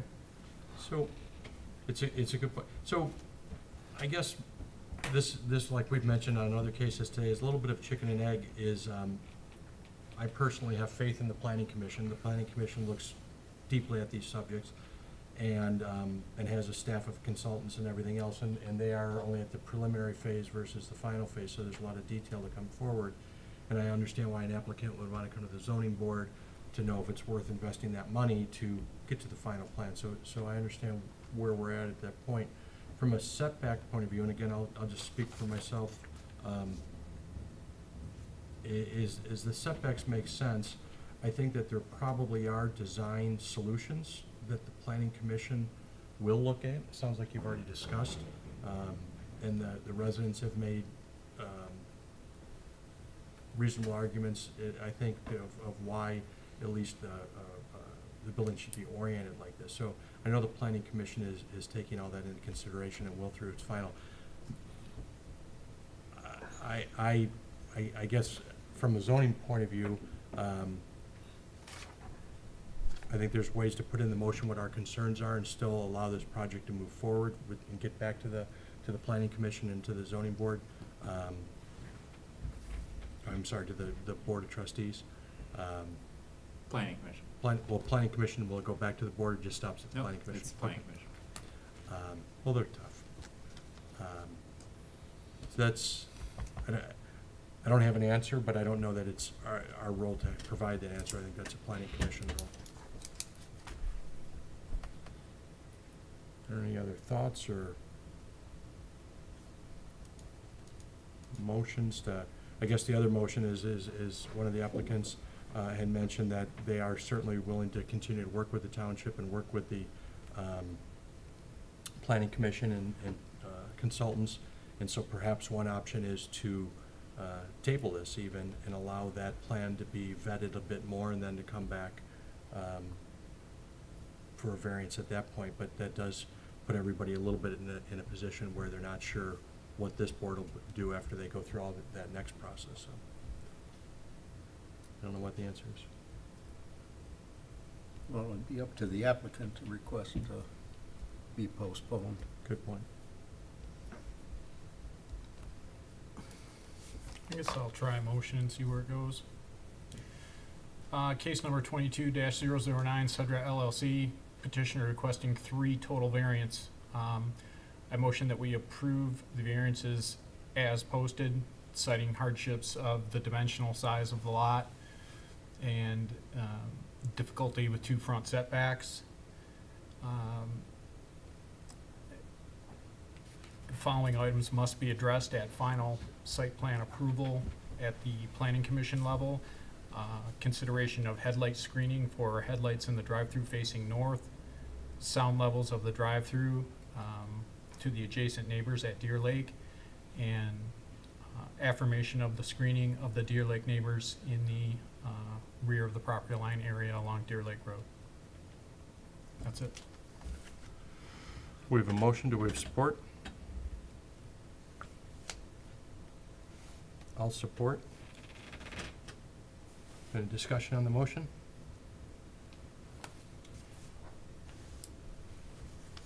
I would just like to say that I'm for the improvement. I think there's a lot of room for changes, even though this is a small parcel. I think there's a lot of room for improvement. They've just got to get a little more creative, and that's not our place, it's the planning commission's place. Yeah. Thank you, Alan. See no other comments? Brian, if we could have roll call, please? Mr. Sharl? No. Mr. Zurich?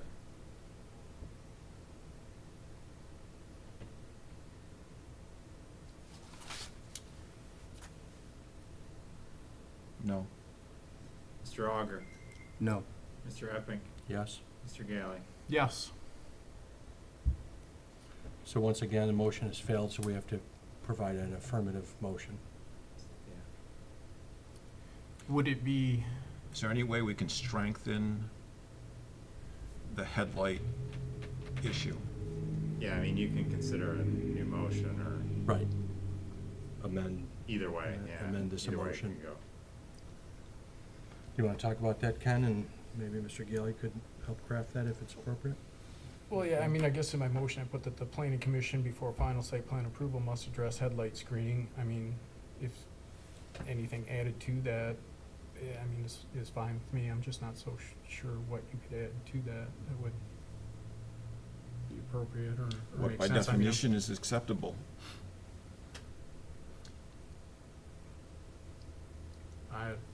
we usually rely on Carlisle Wortman. What were you asking? What's the acceptable? Yeah, what level of light getting out is acceptable? I don't know, I just, I get I'm a little bit nervous on,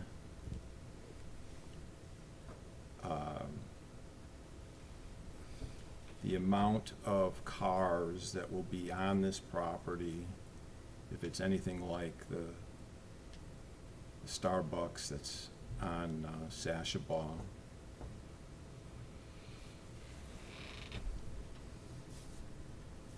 In this, I don't know, the square foot comparison of this property to Sashaball's property, but it seems like you have an opportunity for the light causing a little bit of trouble on Dixie Highway. And the developer is starting to mention that the size of the building is already getting too small for success, or maybe at the borderline case. I'm not sure how to add to that headlight requirement. Starbucks was approved with a lot width variance, and also they deviated from the bypass lane. They couldn't do a traditional bypass lane. Right. So they escaped into the bank. That's their escape lane. Right. So, And there isn't which was an one- alternative, luckily, that they had to work out with the bank. And there isn't one here, right? There is. There is an escape? There It's is a- an escape lane, yes. Yeah. Oh, it's all the way around, you can get by 2 cars? Which really creates The front yard the setback. front yard issue, Yeah. but See, part of the problem with this site is, and I've witnessed it going to Genesis Credit Union, is contractors such as myself that pull trailers. Zoning, our planning commission doesn't even address that in any of the parking lots, and that's why they back down Deer Lake Road on the dead end part, and go to either the restaurant or, you know. that's the only Genesis issue. Credit Union has plenty of parking. I mean, they've got so much parking, it's unbelievable. I don't think they use but six or eight sites out of it. Yeah, that's where the planning commission deviated from the parking requirements because, you know, of this, number one, the statistical data, as Doctor said about the drive-through and the number of employees, it's a handful of employees, Yeah. you know, on any given shift. Right. So, See, the winter time is the only time the headlight problems would exist on this, is people pulling in the morning, and people going north on Dixie. You don't have the problem now. Typically, the coffee shop is, who stops at a coffee shop after about 3 o'clock in the afternoon? I got one on the way here, that's why I was late.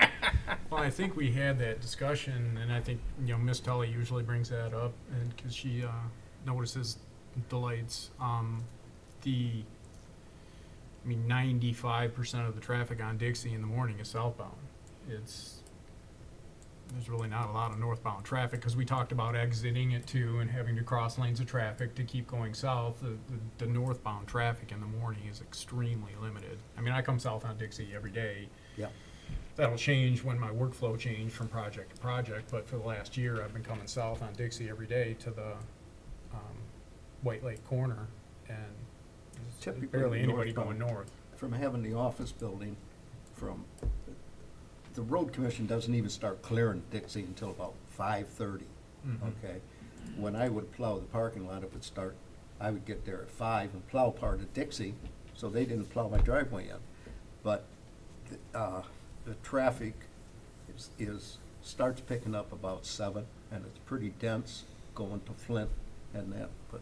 well, keep in mind too, that when it comes to screening, what's almost more important for screening is actually if you see the sidewalk coming off of Dixie into, along Deer Lake Road and towards the front door, the area there, that green belt is actually more critical for headlight screening, like right in about here. Just the corner. Because of the angle. You know, because of cars are gonna be going this way, this area here Right. is really the most critical spot. That's why I was saying. It's not necessarily along here. Why not? The car, because they're Turning. bumper to bumper?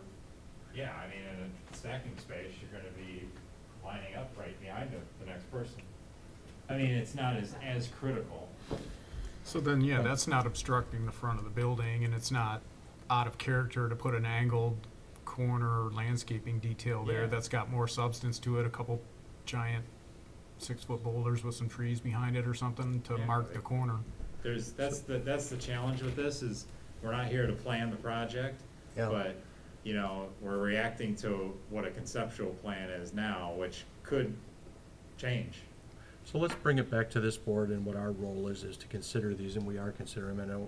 I don't mean to stifle the conversation. If we want to But keep that, going, we certainly can, you but know, what I'm mentioning could be something that could be put into a recommendation for the planning commission. and that, I or a agree with you, motion. and that's, I agree. I think if we do craft a motion, and Brian started to do that there, to provide some parameters to the planning commission, that the planning commission would at least have some, as it were, direction from the ZBA, or intent, or, you know, reasoning behind if we were to consider any type of variances.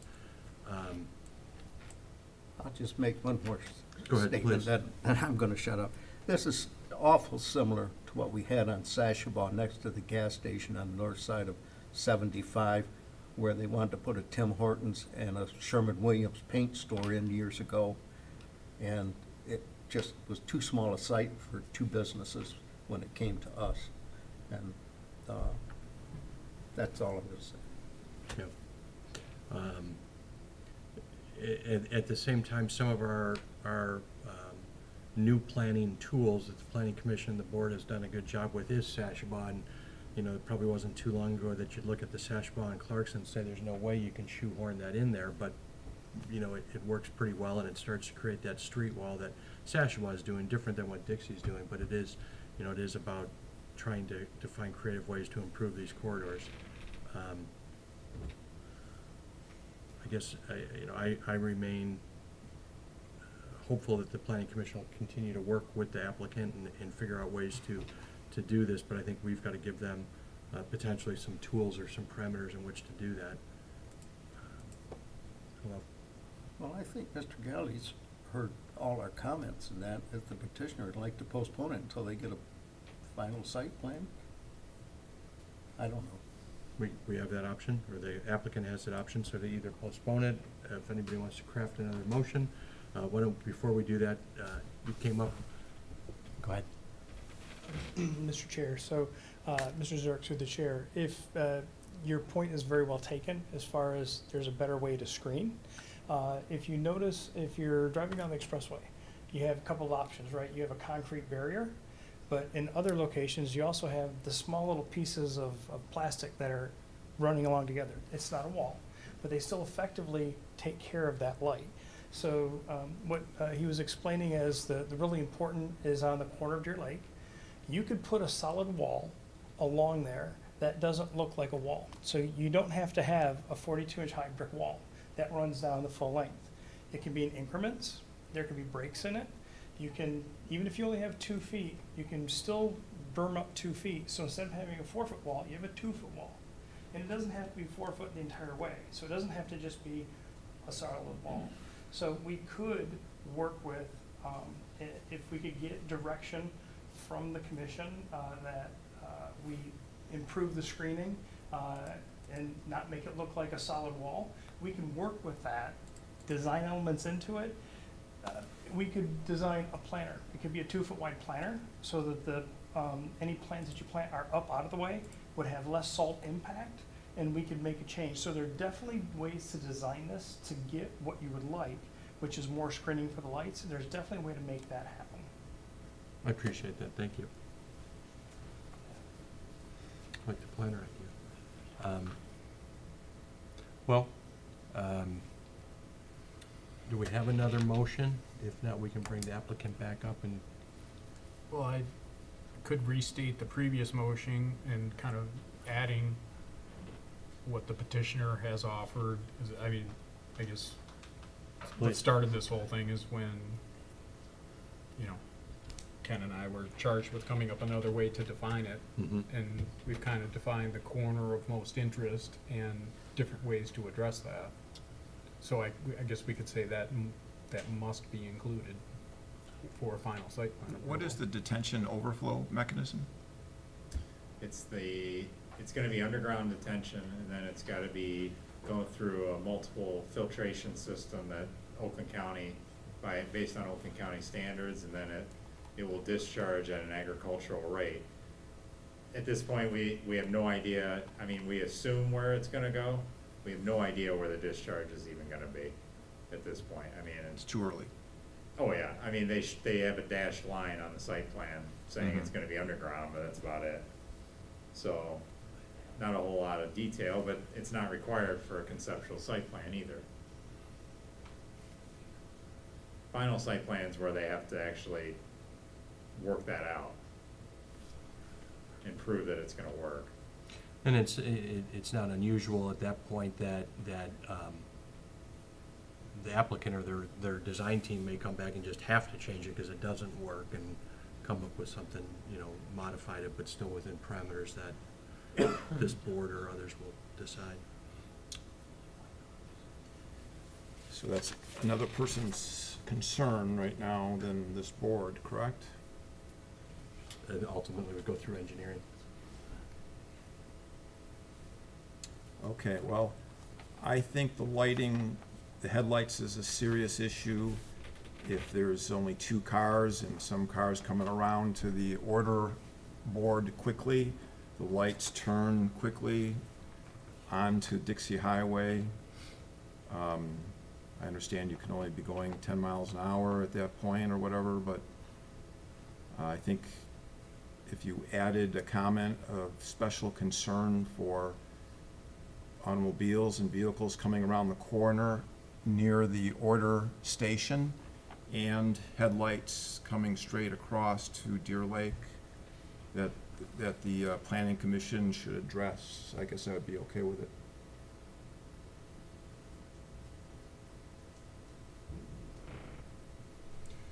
So then what would be appropriate? Can I just make a motion to restate the previous motion, adding? Yeah, I would probably just restate your, the comment, the conditions or whatever you had, and maybe add something like that. I'll just say the entire drive-through perimeter Yeah, some sort of. needs to be examined for Landscaping light infiltration treatment. protection. Yeah. Has anybody gone through a roundabout at night and they put up those, the gentleman was talking about those mesh theatrical screens almost? I don't think the planning commission would ever go for that. I understand, but have you, The effect. Yeah. I mean, have you ever done one of those roundabouts and you could see, when they first installed the roundabout, you got these headlights blasting Yeah. at you? And, you're in a remote area and then all of a sudden, 6 months later, they put up this big screen. Right. Filters it. I understand why they did it. It filters it, yeah, it's a good point. Yeah, but you can put in your motion something to the effect that the planning commission, or, at final site plan, the planning commission can examine or must pay, special attention to screening of, or at least some sort of, something to the drive-through. Yeah, Some sort of treatment, whatever that may be. okay. I'll make a motion, case of 22-009, Sedra LLC petitioner requesting 3 total variances, a variance from section 10.06 from the front green belt requirements on Dixie Highway and Deer Lake Road, and 2 variances from section 4.19D, table 4.19, a 5-foot front yard setback and a 25-foot lot width variance in order to construct a Big B Coffee. I move that we approve the motion as requested, with the following conditions. On final site plan approval, the planning commission must address headlight screening for light infiltration into northbound traffic on Dixie Highway along the entire front section of the drive-through lane. 2, sound levels at the drive-through being screened to protect the neighbors along Deer Lake to the rear of the property.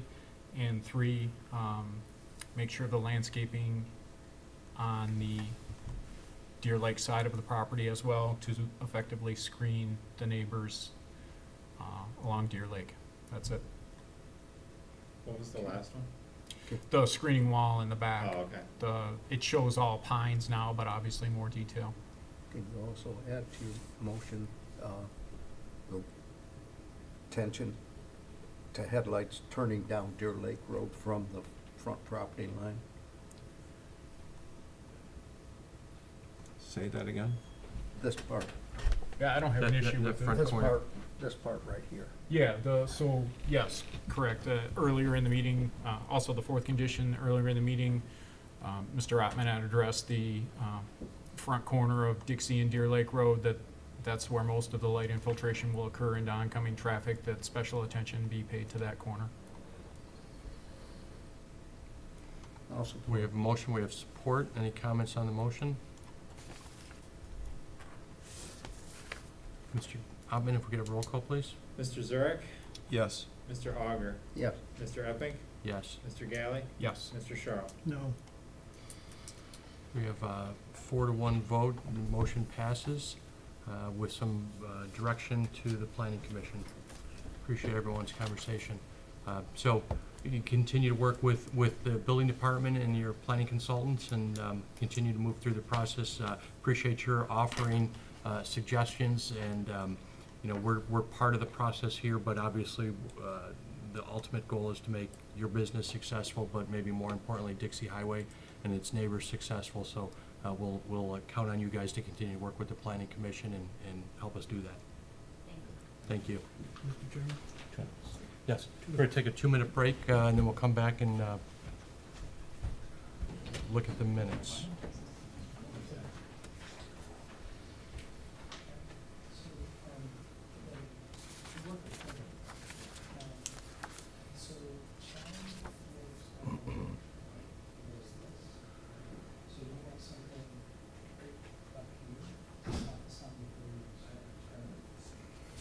One way. Lower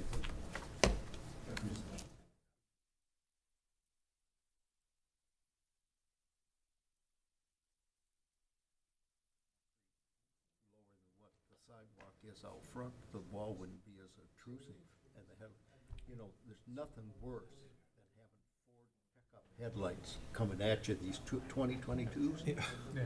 They're terrible. Sure, you could almost recess it. Raise that. So you're gonna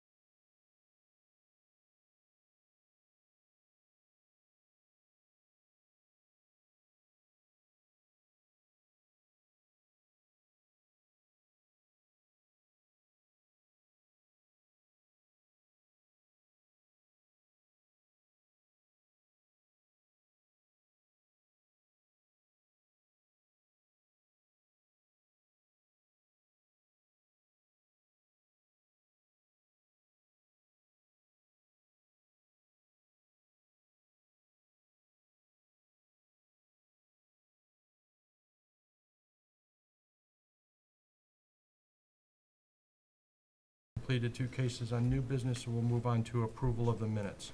Looking at the April 6, 2022 minutes, which were in our packets. I'll make a motion to approve the regular meeting minutes of April 6th, 2022, as presented. The motion I support. All in favor to accept the minutes as published? Aye. Aye. All right. Thank you always for doing such a good job, Alan, on those. We'll move into discussion. The meeting remains open. Do we have any discussion about anything before the board or the community? I know it was a lengthy meeting, but I think with a lot of good discussion, and the Land Conservancy that was the toughest, I think, here. You know, it's difficult they're clearly doing good things for the Yeah, I community. wanted to help them. It is, Right. it is. I'd almost be willing to take my zero turn and go up there and mow that darn lot for them. Well, Yeah. we've had complaints about the long grass there, so. They've owned it for 19 years, it says But on the that. last few years especially, those neighbors have been on 'em because they just haven't been maintaining it, Yeah. Yeah. you know? It's a hard thing. I guess it's a donation like that is not in their wheelhouse, and maybe they Yeah, turn those is it- away. When we did the subdivision, it donated them, we must have donated them 30 acres, and we did all the legal work around, you can ask Jim. And that was quite costly to us. Yeah, as I part of the bet. development. bet. But we were on the north side of the Shiawassee Basin Park and felt it was necessary. Yeah. Yeah, That's a it's good too thing. bad the homeowners can't figure something out. Yeah, maybe they will. I'll make a motion to adjourn at 8:32. Support. All in favor of adjournment? Aye. I'll close the meeting. Thank you, gentlemen. Thank you, Brian. I see you got